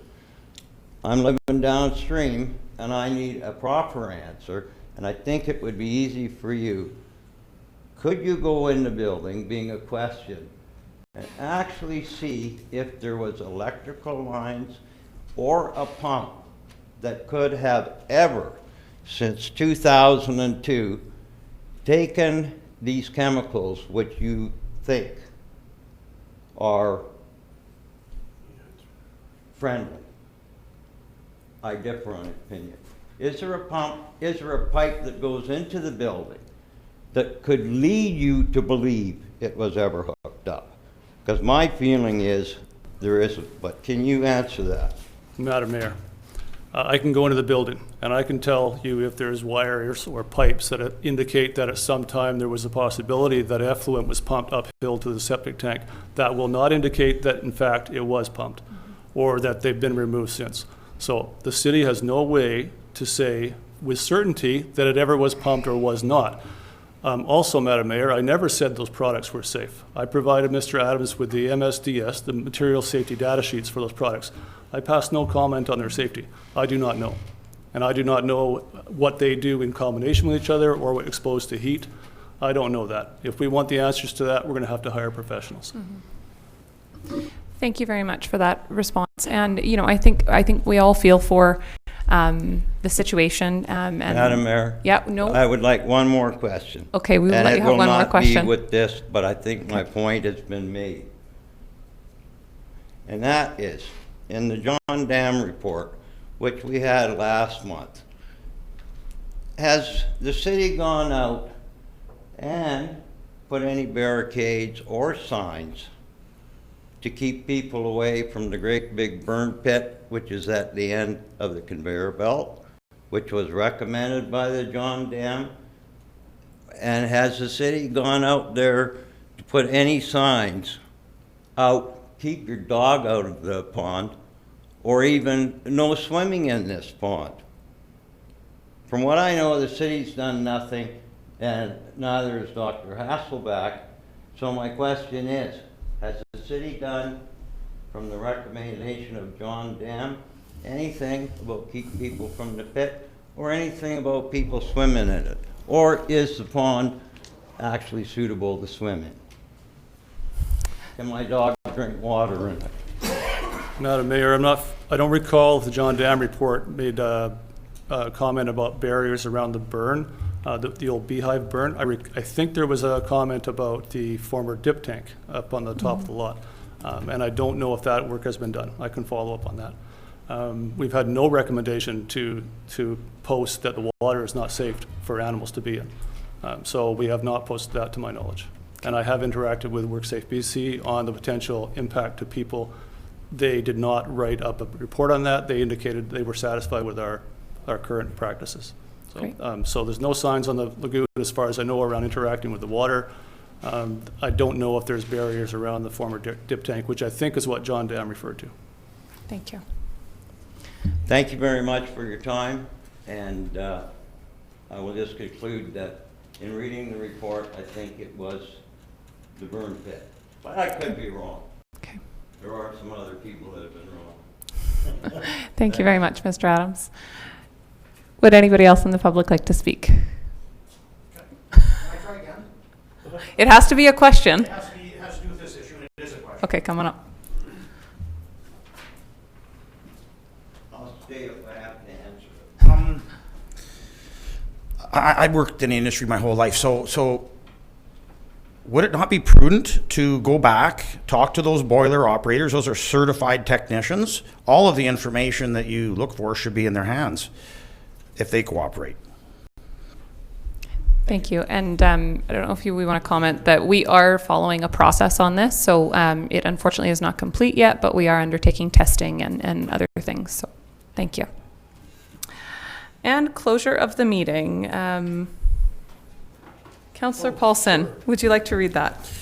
I'd like to move that the meeting be closed to the public on the basis that one or more matters covered under Section 90 of the Community Charter will be considered, specifically outlined as follows. Section 90, 1C, labor relations or other employee relations. Section 91E, the acquisition, disposition, or expropriation of land or improvements, and where the council considers that disclosure could reasonably be expected to harm the interests of the municipality.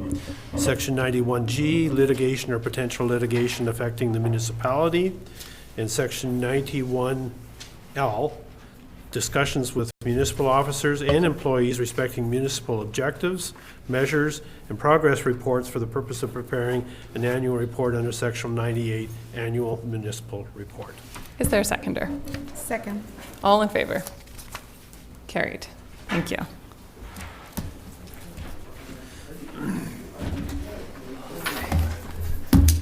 right. I'm gonna keep your cool out, Carl.